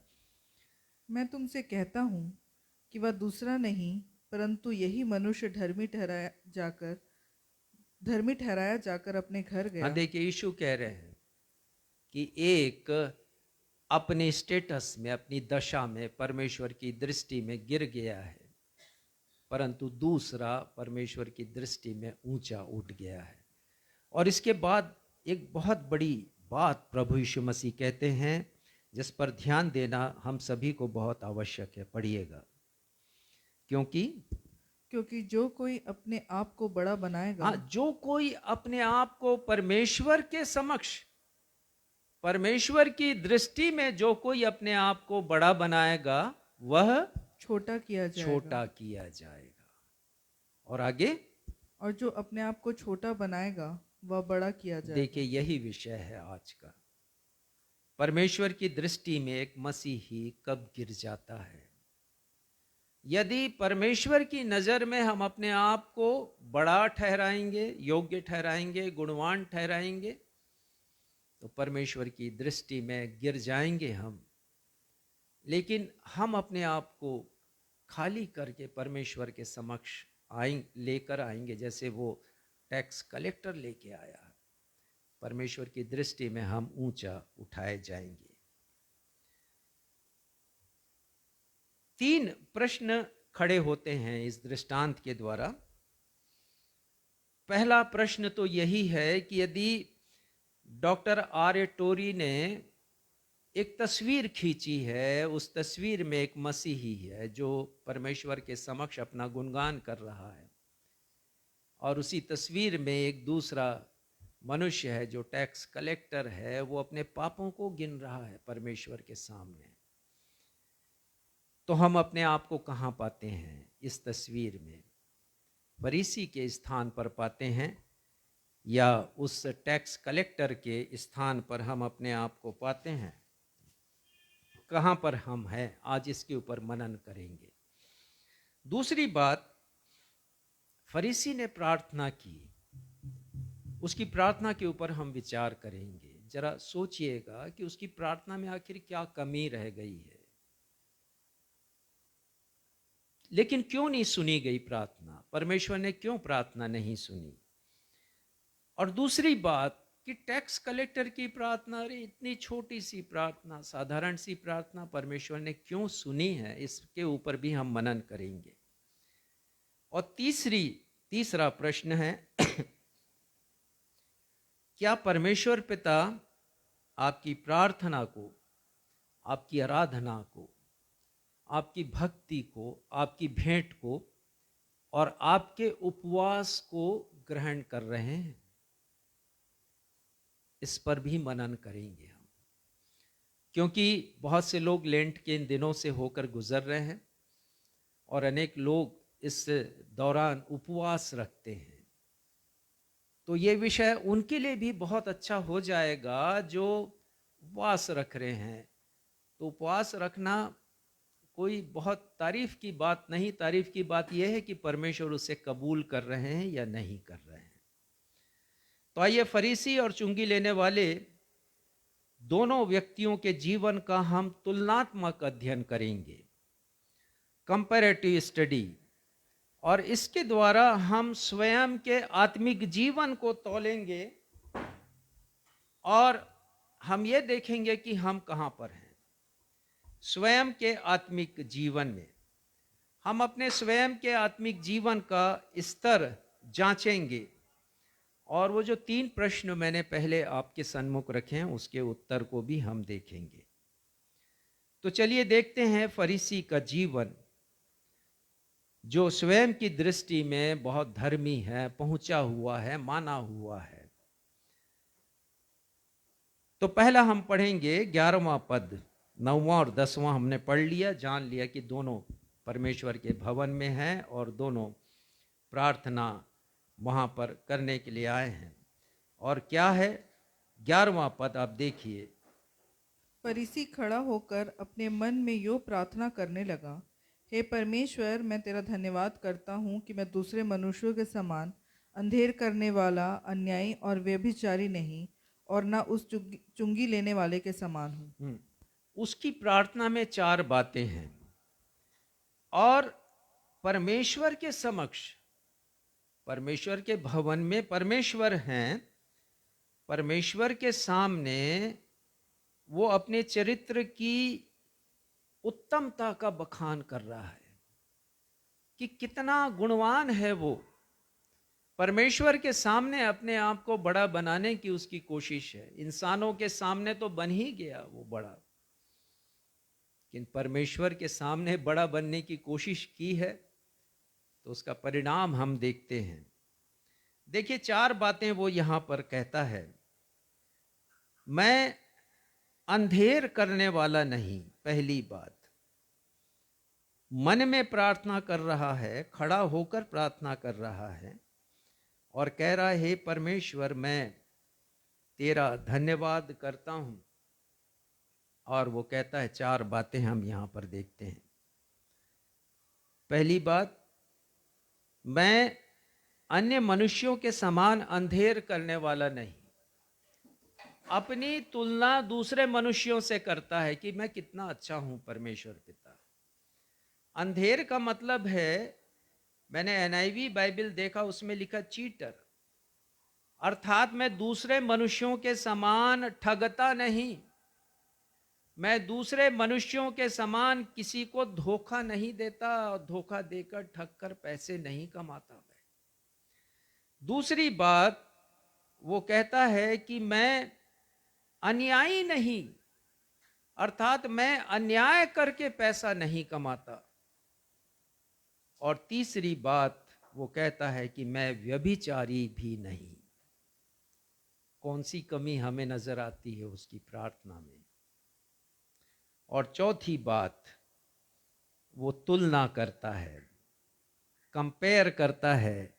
9वें पद में प्रभु यीशु मसीह ने यह दृष्टांत कहने का उद्देश्य बतलाया है और उस उद्देश्य को हम इस फरीसी के जीवन में पूरा होता हुआ देख रहे हैं। 9वें पद में क्या लिखा है? उसने उनसे जो अपने ऊपर भरोसा रखते थे कि वह धर्मी है और दूसरों को तुच्छ जानते थे। हाँ जी हाँ, ये दृष्टांत उसी के ऊपर है, उस फरीसी के ऊपर। हम अपने आप को रखें मसीही होने के नाते, क्या हम भी अपने आप का ऐसा ही गुणगान परमेश्वर के समक्ष करते हैं? परमेश्वर, मैं अंधेर करने वाला नहीं, मैं ठगने वाला नहीं, दूसरों को ठग कर पैसा नहीं कमाता, धोखा देकर नहीं कमाता परमेश्वर। मैं अन्यायी नहीं हूं, अन्याय से पैसा नहीं कमाता।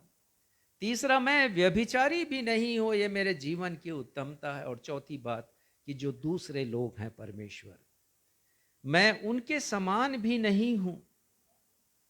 अर्थात अपने आप को श्रेष्ठ समझ रहा है और दूसरे लोगों को वो तुच्छ समझ रहा है।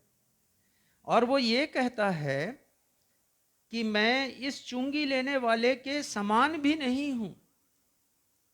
ये तो पापी मनुष्य है।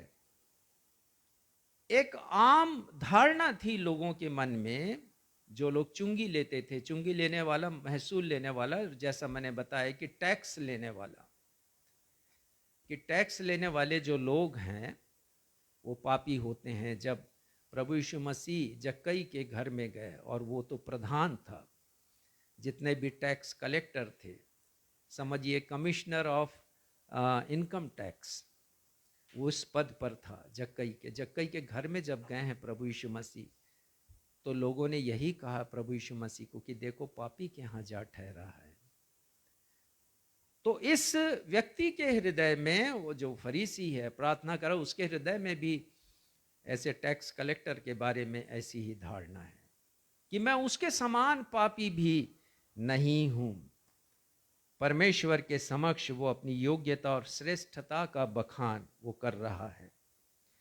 लेकिन परमेश्वर का वचन क्या कहता है? यशाया 64, देखिए 64 अध्याय का उसका 6वां पद। और यहां पर यशाया भविष्यद्वक्ता लिखते हैं, हम तो सब के सब अशुद्ध मनुष्य के से हैं, और हमारे धर्म के काम सब के सब मैले चिथड़ों के समान हम हैं। कितने भी धर्म के काम गिना दें परमेश्वर के सामने, कितनी भी श्रेष्ठता का बखान करते हैं, इस दुनिया का कोई भी व्यक्ति, यहां तक कि जैसे संत पौलुस ने लिखा, जीभ काट करके भी दे दे कोई, लेकिन परमेश्वर की आज्ञा पूरी ना करे तो उसके धर्म के काम मैले चिथड़ों के समान है। तो एक व्यक्ति यदि गुणगान कर रहा है अपना परमेश्वर के सामने, अपने आप को बड़ा बना रहा है, तो उसके द्वारा किया गया हर एक काम परमेश्वर की दृष्टि में मैले चिथड़ों के समान है। ठीक ऐसे ही जैसे हमारे घर में किचन में ऐसे कपड़े होते हैं जो गंदे और मैले कुचैले होते हैं, या फिर पूंछा का कोई कपड़ा होता है, कितने भी अच्छे काम हो हमारे, इसकी तो 4 विशेषता परमेश्वर के सामने मैले चिथड़ों के समान है। और आज हमने पढ़ा यशाया उसका 1 अध्याय और उसका 12वां पद, और यहाँ लिखा है, तुम जब अपना मुंह दिखाने के लिए आते हो, तब यह कौन चाहता है कि तुम मेरे आंगनों को अपने पांव से रौंदो। यदि तुम्हारे मन में ऐसी इच्छा है कि तुम अपने आप को बड़ा बनाना चाहते हो, बहुत बार कलीसिया भवन में जाकर बहुत से लोगों की यही व्यवहार होता है परमेश्वर के सामने। हम कितने अच्छे हैं,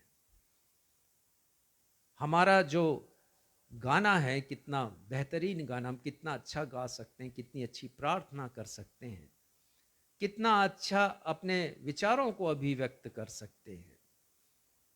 हमें बड़ा फक्र होता है कि हमने अपनी भेंटें हर माह चुका दी हैं, हमारे ऊपर कोई बकाया नहीं। बहुत सी बातें जिसके ऊपर हम घमंड करते हैं, लेकिन परमेश्वर कहते हैं कि यदि तुम अपने भले कार्यों के ऊपर घमंड कर रहे हो तो तुम्हें मेरे भवन में आने की भी आवश्यकता नहीं। वो तो कह रहे हैं कि कौन चाहता है कि तुम मेरे आंगनों को अपने पांव से रौंदो। 15वां पद पढ़िएगा इसका। जब तुम मेरी ओर हाथ फैलाओ, तब भी मैं तुमसे मुख फेर लूंगा। तुम कितनी भी प्रार्थना क्यों ना करो, तो भी मैं तुम्हारी ना सुनूंगा। हाँ, ये परमेश्वर कहते हैं, कितनी भी प्रार्थना करो, कितनी भी गुणगान से परिपूर्ण तुम्हारी प्रार्थना हो। ये फरीसी तो यही सोच रहा था ना कि उसका अच्छा चरित्र और अच्छे कार्यों से लबालब भरी प्रार्थना को परमेश्वर अवश्य स्वीकार कर लेंगे। लेकिन परमेश्वर का वचन कह रहा है, जब तुम मेरी ओर हाथ फैलाओ तब मैं तुमसे मुख फेर लूंगा। तुम कितनी ही अच्छी प्रार्थना क्यों ना करो, तो भी मैं तुम्हारी नहीं सुनूंगा। इस व्यक्ति को, जो फरीसी है, या समझिए कि हम मसीही हैं, उसे परमेश्वर के समक्ष अपनी योग्यता और श्रेष्ठता का बड़ा भरोसा था, क्योंकि प्रभु यीशु मसीह ने कहा कि ये दृष्टांत उनके विषय में जो अपने ऊपर भरोसा रखते थे, तो उसे भी बड़ा भरोसा था कि मेरे पास ऐसी योग्यता है, ऐसी डिग्री है मेरे पास कि परमेश्वर पिता मेरी प्रार्थनाओं को सुनेंगे। और ये परमेश्वर के भवन में आया है, लिखा तो नहीं है कि ये वेदी के समीप है, लेकिन यदि आप उस चुंगी लेने वाले की दास्तान पढ़ेंगे, उसके बारे में जानेंगे, तो लिखा दूर खड़ा होकर, अर्थात वेदी से दूर खड़ा है। तो ये जरूर वेदी के पास रहा होगा, क्योंकि ये तो धार्मिक अगुवा था, ये फरीसी। और हम भी बहुत बार अपने आप को बहुत परमेश्वर के निकट प्रदर्शित करते हैं, और ये मन में प्रार्थना कर रहा है, तो इसकी जो प्रार्थना है वो परमेश्वर के द्वारा नहीं सुनी गई है, इसलिए क्योंकि वो पाखंड से भरी हुई प्रार्थना है, शो ऑफ था। वो मन में प्रार्थना कर रहा है, खड़ा होकर प्रार्थना कर, और मैं समझता हूं हाथ उठा करके भी उसने प्रार्थना की होगी, वेदी के समीप जा करके वो प्रार्थना कर रहा है, और लोगों के सामने प्रदर्शित कर रहा है कि वो कितना अच्छा मनुष्य है, कितना भला मनुष्य है। लेकिन प्रभु यीशु मसीह की कुछ शिक्षाएं हैं जिस पर हमें ध्यान देना जरूरी है, और जब ध्यान देंगे तब पता चलेगा कि इस व्यक्ति की प्रार्थना, जो उसकी नज़र में बड़ी अच्छी प्रार्थना थी और लोगों को दिखाने के लिए बड़ी अच्छी प्रार्थना थी, परमेश्वर ने क्यों नहीं सुना। मत्ती रचित सुसमाचार उसका 6वां अध्याय यदि आप देखेंगे तो पहले पद में लिखा है, प्रभु यीशु मसीह कहते हैं, सावधान रहो, तुम मनुष्यों को दिखाने के लिए अपने धर्म के काम नहीं करो। अर्थात हमारे धार्मिक जीवन में हिपोक्रेसी नहीं होना चाहिए, हमारे धार्मिक जीवन में पाखंड नहीं होना चाहिए। प्रभु यीशु मसीह सबसे अधिक यदि चिढ़ते हैं, घृणा करते हैं, तो ऐसे मनुष्य के जीवन पर जो पाखंड से परिपूर्ण हो, और इसीलिए ऐसे व्यक्ति के लिए बार बार उन्होंने कपटी शब्द का प्रयोग किया है। और इसे हम देखेंगे यहाँ पर प्रभु यीशु मसीह क्या कहते हैं, फिर से पढ़िएगा, मत्ती 6 उसका पहला पद। सावधान रहो, तुम मनुष्यों को दिखाने के लिए अपने धर्म के काम ना करो, नहीं तो अपने स्वर्गीय पिता से कुछ भी फल ना पाओगे। तुम्हारी प्रार्थनाएं नहीं सुनी जाएंगी, तुम्हारी भेंट नहीं ग्रहण की जाएगी, तुम्हारी आराधना और साथ ही साथ जो उपवास तुम रख रहे हो, परमेश्वर पिता उसे स्वीकार नहीं करेंगे, ग्रहण नहीं करेंगे। परमेश्वर का वचन यहाँ पर कहता है। तो जो प्रभु यीशु मसीह कह रहे हैं धर्म के काम, लेकिन ध्यान दीजिए यीशु कह रहे हैं अपने धर्म के काम। धर्म के काम करने के लिए मना नहीं किया उन्होंने, हमें तो ये करना है, ये तो शिक्षा है परमेश्वर के वचन में। लेकिन उस धर्म के काम की जिसका वर्णन परमेश्वर के वचन में लोगों ने अपनी भी विचारधारा लगा दी है, अपने तरीके ढूंढ लिए हैं धर्म के काम करने के, तो हमें इस पर गौर करने की आवश्यकता है। जैसे बहुत से लोग उपवास रख रहे हैं, तो हमें यह देखना है कि हम क्या प्रभु की इच्छा पूरी कर रहे हैं उस उपवास रखने के द्वारा, या अपने आप को प्रसन्न करने के लिए हम उपवास रख रहे हैं। तो ऐसी बहुत सी बातें जैसे जिसके द्वारा हम जानते हैं कि अपने धर्म के काम लोगों ने बना लिए हैं। तो धर्म के 3 काम हैं, और वो 3 काम कौन कौन से हैं हम ये देखेंगे। दूसरा पद देखिएगा, इसलिए जब तू दान करे, ये पहला काम है धर्म का। और दूसरा काम 5वां पद, जब तू प्रार्थना करे, ये दूसरा काम है। और फिर तीसरा काम है 16वां पद पढ़िएगा, जब तुम उपवास करो, तो ये 3 काम, जब तुम दान दो, जब तुम प्रार्थना करो, जब तुम उपवास करो। अब इसके जीवन में देखिए ये तीनों काम कर रहा है, ये तीनों काम इसने किया, फरीसी ने। आ जाएं लूका 18 में और देखते हैं यहाँ पर वो प्रार्थना कर रहा है। और 12वें पद में लिखा है, मैं सप्ताह में 2 बार उपवास रखता हूँ, मैं अपनी सब कमाई का 10वां अंश भी देता हूँ। हाँ देखिए, ये 3 बातें हैं। वो प्रार्थना कर ही रहा है और वो कह रहा है उपवास 2 बार करता हूँ और 10वांश भी मैं देता हूँ। ये तीनों काम कर रहा है, लेकिन वो काम पाखंड से भरे हुए हैं। और इसीलिए प्रभु यीशु मसीह ने ऐसे काम करने वालों को जो केवल दिखावे के लिए किए जाते हैं, प्रभु यीशु मसीह ने उन्हें कपटी शब्द से संबोधित किया है। तो दूसरा पद फिर से आ जाएं, मत्ती 6 उसके दूसरे पद में लिखा है, जब तू दान करे तो अपने आगे तुरही ना बजवा जैसा कपटी करते हैं। और उसी तरह 5वें पद में लिखा है, जब तू प्रार्थना करे तो कपटियों के समान प्रार्थना नहीं करो। और 16वें पद में लिखा, मत्ती 6 और 16 में, जब तुम उपवास करो तो कपटियों के समान तुम्हारे मुंह पर उदासी ना रहे।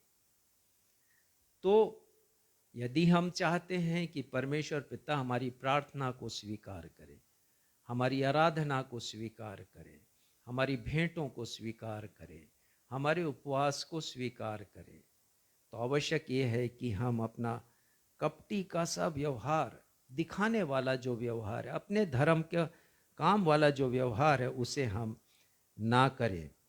मत्ती 15 उसके 8वें पद को पढ़िएगा। मत्ती 15 और 8वां पद, उस 7वें पद से पढ़िएगा। 7 और 8 पढ़िए। हे कपटियों, यशायाह ने तुम्हारे विषय में यह भविष्यवाणी ठीक की है, ये लोग होठों से तो मेरा आदर करते हैं, पर उनके मन मुझसे दूर रहता है। हाँ, होठों से आदर करने वाले, लेकिन उनका हृदय परमेश्वर से बहुत दूर। तो ये दिखावटी उसका जीवन था, और परमेश्वर के सामने जो गुणगान कर रहा है, इसलिए कर रहा है कि लोग उसकी तारीफ करें, लोग उसकी प्रशंसा करें। तो प्रभु यीशु मसीह ने इन फरीसियों को, यहाँ फरीसी है, उनको बहुत आड़े हाथ लिया है।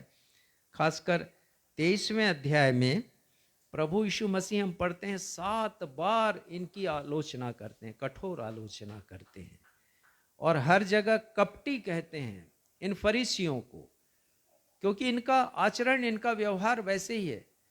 ये जो कहते हैं उसे वो करते नहीं। देखिएगा मत्ती 23 उसके 13वें पद में क्या लिखा है। हे कपटी शास्त्रियों और फरीसियों, तुम पर हाय, तुम मनुष्यों के लिए स्वर्ग के राज्य का द्वार। हाँ देखिए, कितनी बड़ी बात प्रभु यीशु मसीह ने कही। और वो कहते हैं, तो उसमें तो तुम आप स्वयं प्रवेश न करते हो, न दूसरों को प्रवेश करने देते हो। ये फरीसियों के बारे में प्रभु यीशु मसीह ने कहा है, तुम पर हाय, और कपटी शब्द का प्रयोग किया। 15वें पद में फिर से कहते हैं, हे कपटी फरीसियों तुम पर हाय। 23वें पद में फिर से वो यही बात कहते हैं, कपटी शास्त्रियों फरीसियों तुम पर हाय। 25वें, 27वें, 29वें पद में, और 14वां पद छूट गया। कुल 7 बार प्रभु यीशु मसीह इनकी कठोर आलोचना करते हैं। और इन्हीं के बारे में प्रभु यीशु मसीह ने कहा, मत्ती 7 और उसके 21 और 22 पद में, और वो कहते हैं कि तुम में से हर कोई जो हे प्रभु कहता है, उनमें से हर एक स्वर्ग के राज्य में प्रवेश नहीं करेगा। मन दूर है परमेश्वर से, कैसे प्रवेश करेंगे? परमेश्वर की आज्ञा जिसका प्रचार वो करते हैं, स्वयं पालन नहीं करते, कैसे प्रवेश करेंगे? हम यहाँ देखते हैं कि इस फरीसी की प्रार्थना नहीं सुनी गई। अच्छा चरित्र लेके वो चल रहा है, अच्छे कार्यों से लबालब भरी प्रार्थना को वो कर रहा है, लेकिन परमेश्वर ने उसकी प्रार्थना को नहीं सुना है। दूसरी बात, फरीसी ने सोचा कि उसके 2 सर्वोत्तम धार्मिक कार्य उसे बचा लेंगे। 12वां पद पढ़िएगा, लूका 18 उसका 12वां पद। मैं सप्ताह में 2 बार उपवास रखता हूँ, मैं अपनी सब कमाई का 10वां अंश भी देता हूँ। हाँ, 2 धार्मिक कार्य, जैसा मैंने पहले आपको बतलाया कि धार्मिक कार्य यहाँ 2 लिखा है, लेकिन 3 तो प्रकट हो रहे हैं। प्रार्थना कर ही रहा था, उपवास कर ही रहा था।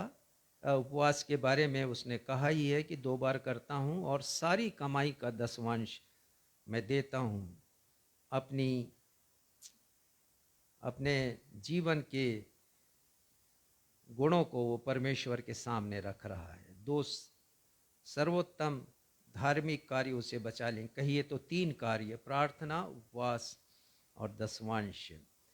तो जरा हम देखेंगे फिर से यशाया नबी की किताब में से देखेंगे, 58वां अध्याय हम देखेंगे और वहाँ पर परमेश्वर पिता उससे क्या कह रहे हैं यशाया से, जरा देखिएगा।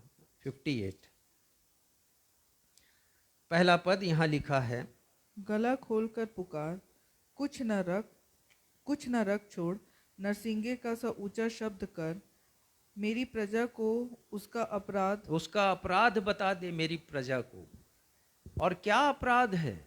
यदि आप दूसरा पद पढ़े ध्यान से और तीसरा पद, तो पता चलेगा कि 6 खूबियां हैं उनकी। यहाँ पर भी खूबी, इजरायली लोगों की खूबी, उसका बखान कर रहे हैं, पर उसका वर्णन कर रहे हैं यहाँ पर यशाया नबी। परमेश्वर कह रहे हैं दूसरे पद में, पहली खूबी, वे प्रतिदिन मेरे पास आते हैं।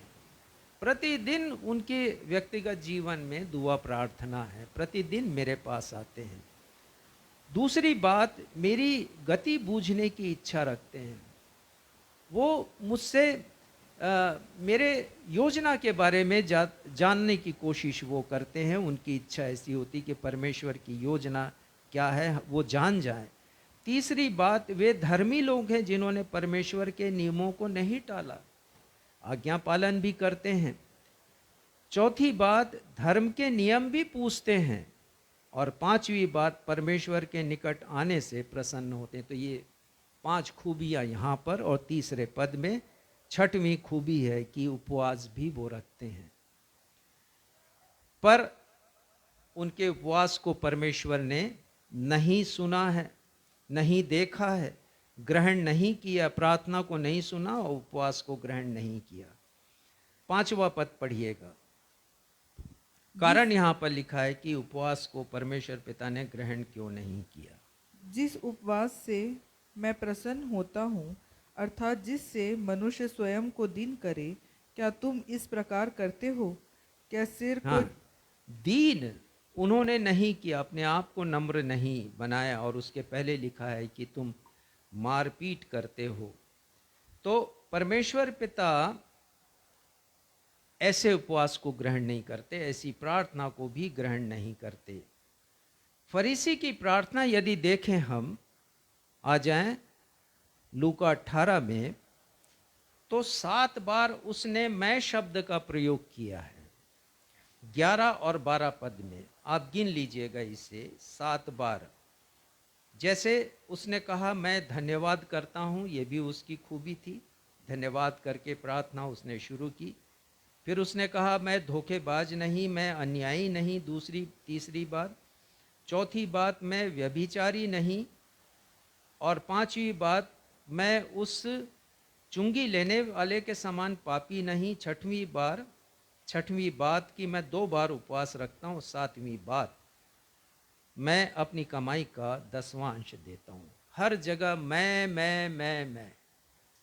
मैं का बखान है परमेश्वर के सामने। 45 शब्दों की एक लंबी प्रार्थना है, जहां पर जिसके द्वारा वो ये बता रहा है कि मैं दूसरों से अच्छा हूं।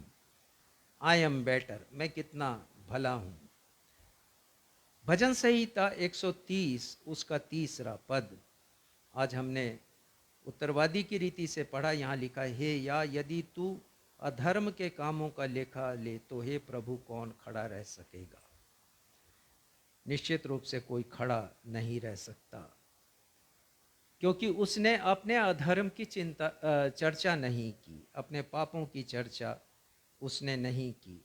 वो मैं को लेकर के आ रहा परमेश्वर के समक्ष, और मैं अहंकार का प्रतीक है।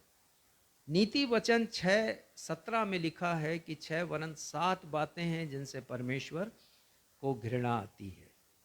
इसमें पहली बात है घमंड से चढ़ी हुई आंखें, और इस फरीसी की भी आंखें वैसे ही चढ़ी हुई घमंड से, और परमेश्वर पिता ने उसकी प्रार्थना को अस्वीकार किया है। आज एक पाठ हमने नए नियम से पढ़ा, पहला यूहन्ना और उसका पहला अध्याय और 8वें पद में लिखा है, यदि हम कहें कि हम में कुछ भी पाप नहीं तो अपने आप को धोखा देते हैं और हम में सत्य नहीं। इसने अपनी खूबियों को रखा है, अपने पाप को नहीं। तो एक मसीही होने के नाते कभी चेष्टा भी ना करे परमेश्वर के सामने कि मैं ये हूँ, मैं वो हूँ, मैंने ये किया, मैंने वो किया, मैं इतनी प्रार्थना करता हूँ, हर रोज करता हूँ, मैं इतनी भेंट देता हूँ, मेरा जीवन ऐसा है, मेरा जीवन वैसा है, मेरा जीवन दूसरों की अपेक्षा बहुत बढ़िया जीवन है। तुलना भी ना करें। यदि हम कहते हैं कि हमने पाप नहीं किया तो अपने आप को हम धोखा देते हैं। और इसके बाद लिखा है कि हम में सत्य नहीं है, तो हम अपने आप को धोखा ना दें और ना कभी हम प्रभु यीशु मसीह को झूठा ठहराएं या उनके वचन को झूठा ठहराएं। मैं पाप को स्वीकार करने में सबसे बड़ा रोड़ा है, सबसे बड़ा यदि अवरोध यदि कुछ है तो वो हमारा अहम है, हमारा ईगो है, और इस ईगो को दूर करने की आवश्यकता है। लेकिन उस फरीसी ने दूर नहीं किया। इसलिए प्रभु यीशु मसीह ने कहा कि जो अपने आप को परमेश्वर के समक्ष बड़ा बनाएगा वो छोटा किया जाएगा, और ये फरीसी छोटा किया गया। इसलिए कि परमेश्वर की दृष्टि हमारे मन पर है। मन में तो पाप का कचरा भरा है जिसे परमेश्वर देख रहे हैं, और तुम मनुष्यों के सामने अपना गुणगान कर रहे हो, प्रदर्शित कर रहे हो कि तुम कितने धर्मी व्यक्ति हो। ये इस दृष्टांत से निकल करके आता है, और परमेश्वर मन को जांचते हैं। चलिए हम ये देखेंगे कि परमेश्वर पिता ने उस टैक्स कलेक्टर की प्रार्थना को क्यों सुना है। क्या खूबी थी उसकी प्रार्थना में कि परमेश्वर पिता ने उसकी प्रार्थना को सुना है। 13वां पद पढ़िएगा, लूका रचित सुसमाचार 18वां अध्याय 13वां पद। परंतु चुंगी लेने वाले ने दूर खड़े होकर स्वर की ओर आंख उठाना भी ना चाहा, वरन अपनी छाती पीट पीट कर कहा, हे परमेश्वर, मुझ पापी पर दया देखिए, कर। बहुत साधारण सी प्रार्थना है उस टैक्स कलेक्टर की। यदि आप तुलना करें फरीसी की प्रार्थना से तो 45 शब्दों की प्रार्थना थी, जिसमें स्वयं के गुणों का बखान था। पर यहां पर हम पढ़ते हैं कि वो व्यक्ति वेदी के समीप भी नहीं गया, दूर खड़ा होकर वो प्रार्थना कर रहा है। और इसलिए कि परमेश्वर का भय उसके मन में, कैसे जाऊं मैं वेदी के समीप, वो तो पवित्र स्थान है, मैं कैसे जाऊं, और वो दूर खड़ा है। भय एक सुपर पावर है, और ये भय हमारे हृदय में भी होना चाहिए परमेश्वर के प्रति। यदि आप फरीसी को देखें तो उसके जीवन में या उसके आचरण में, व्यवहार में परमेश्वर का भय नजर नहीं आ रहा, पर इसके जीवन में है। और ये कहा गया है भय के बारे में कि ये सुपर पावर है, एक फोर्स है, ये शक्तिशाली फोर्स है जो मनुष्य को परमेश्वर की आज्ञा पालन करने की प्रेरणा देता है। यदि परमेश्वर का भय मेरे मन में है तो मैं वो करूंगा जो परमेश्वर चाहते हैं, मैं वो नहीं करूंगा जो परमेश्वर नहीं चाहते। ये है भय। हमें परमेश्वर की आज्ञा पालन करने की प्रेरणा परमेश्वर का भय देता है। इसीलिए सुलेमान ने लिखा नीति वचन 9वें अध्याय के 10वें पद में, यहोवा का भय मानना बुद्धि का आरंभ है, और उसके बुद्धि के की शुरुआत यहां पर हो गई है। वो दूर खड़ा है परमेश्वर का भय मान करके, मैं कैसे जाऊं वेदी के समीप। और लिखा है स्वर्ग की ओर उसने आंखें भी नहीं उठाना चाहा। कैसे देखूं मैं परमेश्वर को, मेरा जीवन तो पाप से भरा हुआ है। और ये जो भावना है हमारे हृदय में आना चाहिए जो फरीसी के हृदय में नहीं आई। अपराध बोध की भावना कि हाँ, मैंने पाप किया है, मैंने अपराध किया है, परमेश्वर के विरोध में मैंने अपराध किया है। जैसे ये भावना उड़ाव पुत्र के हृदय में आई कि जब सब कुछ खत्म हो गया और उसे एक ऐसी जगह नौकरी मिली कि उसे सूअरों का को पालन पोषण करना था और जो वो खाते थे फलियां, उसी में उसको भी गुजर बसर करना था। तो एक दिन वो सोचने लगा, जब वो अपने आपे में आया और वो कहता, मैंने स्वर्ग के विरोध में और अपने पिता की दृष्टि में पाप किया है। तो ये अपराध भावना का होना बड़ा आवश्यक है।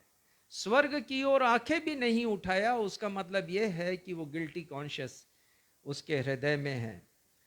और उसकी प्रार्थना में हम देख लें, आत्म प्रशंसा या स्व गुणगान करने की कुछ भी बात नहीं है। परमेश्वर के पास वो खाली हृदय लेकर के आया है। और हम कितनी बार परमेश्वर के सामने हाजिर होते हैं, परमेश्वर के भवन में, तो खाली हृदय लेकर आते हैं।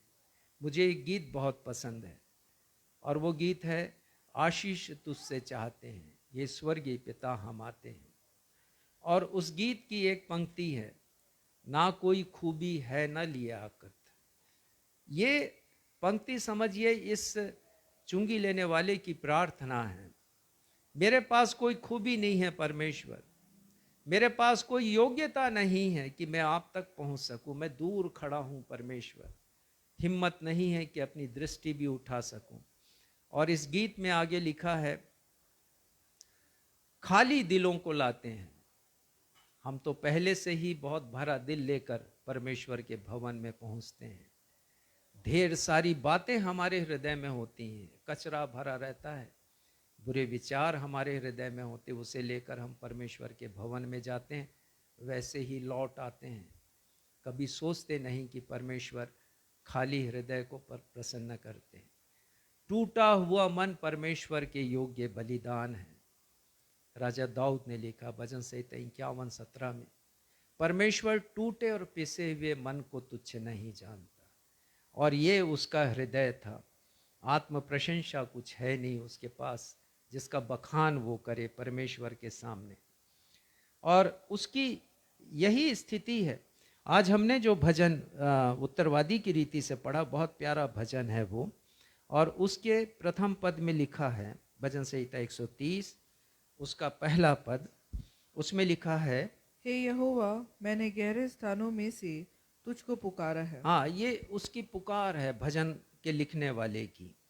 और वो लिख रहे हैं कि गहरे स्थानों में से मैंने तुझको पुकारा है। मैंने न्यू लिविंग ट्रांसलेशन देखा बाइबल का, और उसमें बहुत अच्छा वाक्य आया, बहुत अच्छा वर्णन है उसमें, सुनाना चाहूँगा।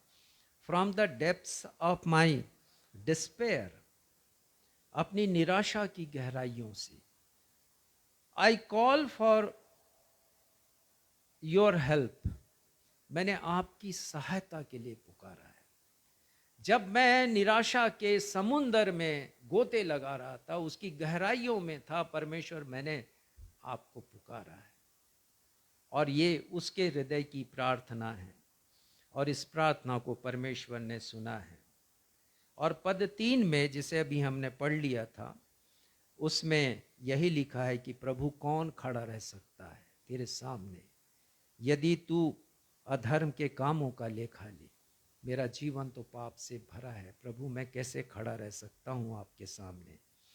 और वो दूसरे पद में भजन का लिखते हैं, प्रभु मेरी विनती को सुन, तेरे कान मेरे गिड़गिड़ाने की ओर ध्यान से लगे रहे हैं। और परमेश्वर ने ध्यान दिया है उसकी प्रार्थना को।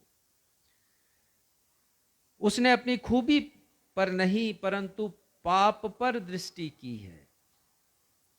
और यही फर्क है। फरीसी ने अपनी खूबियों पर दृष्टि की है, परंतु इस व्यक्ति ने, जो टैक्स कलेक्टर है, उसने अपने पाप पर दृष्टि की है। और फिर से हम देखें 1 यूहन्ना 1 अध्याय 10वां पद, और यहाँ लिखा है, यदि कहें कि हमने पाप नहीं किया तो उसे झूठा ठहराते हैं और वो तो कह रहा है कि परमेश्वर मैंने पाप किया है, मुझ पापी पर दया कर। दूसरी बात हम देखते हैं कि उसने प्रायश्चित किया है। और मेरी बाइबिल जो कि पुराना अनुवाद है उसमें ये संदर्भ आया है जो आजकल नई हिंदी बाइबिल में नहीं है ऐसा कोई वर्णन। यहाँ लिखा है, हे परमेश्वर मुझ पापी पर दया कर। 13वें पद में उसकी जो प्रार्थना है, छाती पीट पीट कर वो कह रहा है, हे परमेश्वर मुझ पापी पर दया कर। मेरी बाइबिल जो कि पुरानी बाइबिल, उसमें बहुत अच्छा उल्लेख आया है। फुट नोट जो नीचे लिखा हुआ है वहाँ लिखा है, या प्रायश्चित के कारण मुझ पापी पर दया कर। वो अपनी छाती को पीट रहा है बार बार, एक ही बार नहीं, बार बार पीट रहा है और वो कहते जा रहा है कि परमेश्वर पिता मुझ पापी पर दया कर। जो न्यू लिविंग ट्रांसलेशन है उसमें इस प्रकार से आया है, ही बीट हिज ब्रेस्ट विथ सारो, वो दुख से भर करके अपने छाती को पीट रहा है। Saying, O God be merciful to me for I am a sinner, मैं पापी हूं परमेश्वर मुझ पर दया कीजिए। और सेइंग मतलब कह रहा है, एक बार नहीं कहा उसने, लिखा जरूर एक बार है यहां पर, लेकिन उसने बार बार कहा, हे परमेश्वर मुझ पापी पर दया कर, हे परमेश्वर मुझ पापी पर दया करो। जब भी वो कह रहा है अपनी छाती को पीट रहा है, इसलिए क्योंकि उसे अपने पाप स्मरण आ रहे हैं और वो रिपेंट कर रहा है। यही है मन फिराव। इस मन फिराव की कमी देखते हैं उस फरीसी के जीवन में, लेकिन इसके जीवन में उसकी हम भरपूरी देखते हैं। उसने अपने आप को दीन किया है और प्रभु यीशु मसीह ने कहा, धन्य है वे जिनके मन दीन है क्योंकि वे परमेश्वर को देखेंगे। और ये व्यक्ति क्षमा किया गया है परमेश्वर के द्वारा, उसके पाप क्षमा किए गए हैं, उसकी प्रार्थना सुनी गई है परमेश्वर के द्वारा। प्रभु यीशु मसीह का ये मिशन ही था। यदि आप लूका रचित सुसमाचार 5वां अध्याय और 32वां पद पढ़ें तो प्रभु यीशु मसीह का मिशन यहाँ पर हम पढ़ने के लिए पाते हैं। प्रभु यीशु मसीह यहाँ पर कहते हैं, मैं धर्मियों को नहीं परंतु पापियों को मन फिराने के लिए बुलाने आया हूँ। ये प्रभु यीशु मसीह का मिशन था और इस व्यक्ति ने प्रभु यीशु मसीह के मिशन को पूरा किया। अपनी खूबियों को नहीं रखा, अपने पाप को रखा है। छाती पीट पीट कर कहा, हे परमेश्वर मुझ पर दया कर, मुझ पापी पर दया कर, मैं बहुत पापी हूँ। परमेश्वर ने सुना है, इसके पाप को सुना है, परमेश्वर देखा है और परमेश्वर ने उसकी विनती को सुना है, उसे क्षमा किया है। 14वां पद हम पढ़ेंगे, लूका उसका 18वां अध्याय 14वां पद फिर से पढ़ेंगे और हम यहाँ पर अपने थीम को देखते हैं, आज के विषय को जो हमारे अध्ययन का विषय है उसे हम देखते हैं। पढ़िएगा। मैं तुमसे कहता हूँ कि वह दूसरा नहीं परंतु यही मनुष्य धर्मी ठहराया जाकर अपने घर गया। परमेश्वर के सामने धर्मी ठहराना एक बहुत बड़ी उपलब्धि हमारे मसीही जीवन का ये प्रयास होना चाहिए। दूसरों की दृष्टि में भले ना सही, लेकिन परमेश्वर की दृष्टि में हम अच्छे ठहराए जाएं, और ये ठहराया गया है। और उसके बाद जो बहुत प्रमुख बात यहाँ पर लिखी वो ये है, जो कोई अपने आप को बड़ा बनाएगा, कभी ना बनाए हम बड़ा, कभी स्वगान ना करें परमेश्वर के सामने, अपने भलाइयों को अच्छाइयों को हम ना रखें, परंतु अपने जीवन के दोष को देखें, निर्बलता को देखें। आज हमने गाया कि यीशु ने मेरे जैसे पापी को, मेरे जैसे आत्मिक रूप से निर्बल व्यक्ति को अपने गले से लगाया। ये गले से तब लगाते हैं, प्रभु यीशु मसीह का मिशन ही था कि वो पापियों को बचाने के लिए आया, उनको बुलाने के लिए आया। उन्होंने कहा कि भले चंगों को वैद्य की जरूरत नहीं पड़ती, मैं तो पापियों के लिए आया हूँ। तो प्रभु यीशु मसीह उनके लिए आया, उनके बड़े उद्देश्य को पूरा हुआ हम देखते हैं। और उसकी जो विनती है, प्रार्थना है, उसे भी हमने आज गीत के रूप में प्रस्तुत किया है। उस टैक्स कलेक्टर की प्रार्थना को पश्चाताप करूं, मैं माफ़ करूं। और ये प्रार्थना हमारी भी हो जाए। आइए हम इसे गाएं फिर से, इसके दूसरे पद को। और इसका दूसरा पद यही कहता है जो राजा दाऊद ने भजन संहिता 51:17 में कहा है, टूटा हुआ मन परमेश्वर के योग्य बलिदान है, परमेश्वर टूटे और पिसे हुए मन को तुच्छ नहीं जानते। तो यदि चाहते हैं आपकी भक्ति प्रभु यीशु मसीह ग्रहण करे, आराधना ग्रहण करे, उपवास ग्रहण करे, भेंट को ग्रहण करे, तो आवश्यक है कि हम अपने मन को साफ रखें। इस संबंध में मैंने एक लेख लिखा दैनिक आत्मिक ऊर्जा में, वो कल का लेख है, अवश्य पढ़िएगा। आज का विषय और भी स्पष्ट होगा। टूटा मन लेकर जो पास आए वो तुच्छ नहीं है तेरे लिए, जो मान कर पाप को छोड़ दिए तो दया ही करना उसके लिए।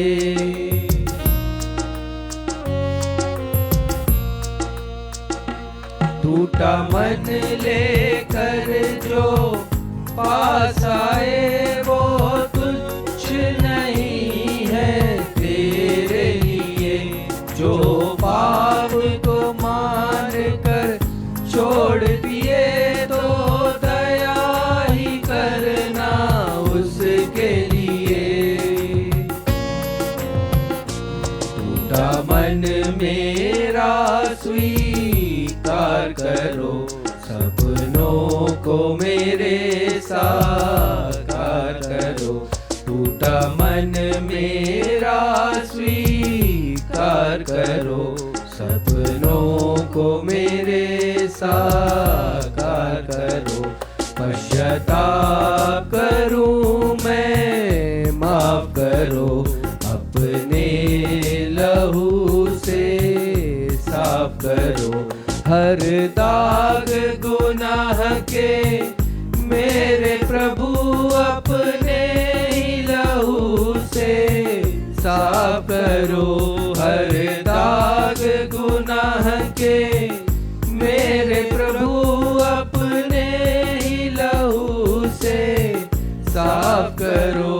पश्चाताप करूं मैं, माफ करो, साफ करो। पश्चाताप करूं मैं, माफ करो। प्रार्थना में जाएं। हमारे परमेश्वर पिता, हम अपना टूटा मन लेकर आपके समीप आए हैं। पिता, हम भी उस महसूल लेने वाले के समान, टैक्स कलेक्टर के समान अपने हृदय को आपके सामने खोलते हैं। हमारी प्रार्थना है पिता कि हम अपने मन को आपके सामने साफ रखें, पश्चाताप करें पिता।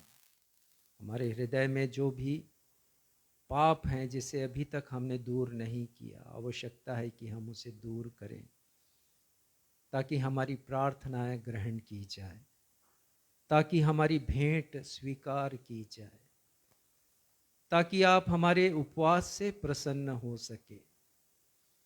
पिता, हम अपनी खूबियों को नहीं, अपनी निर्बलताओं को देखें,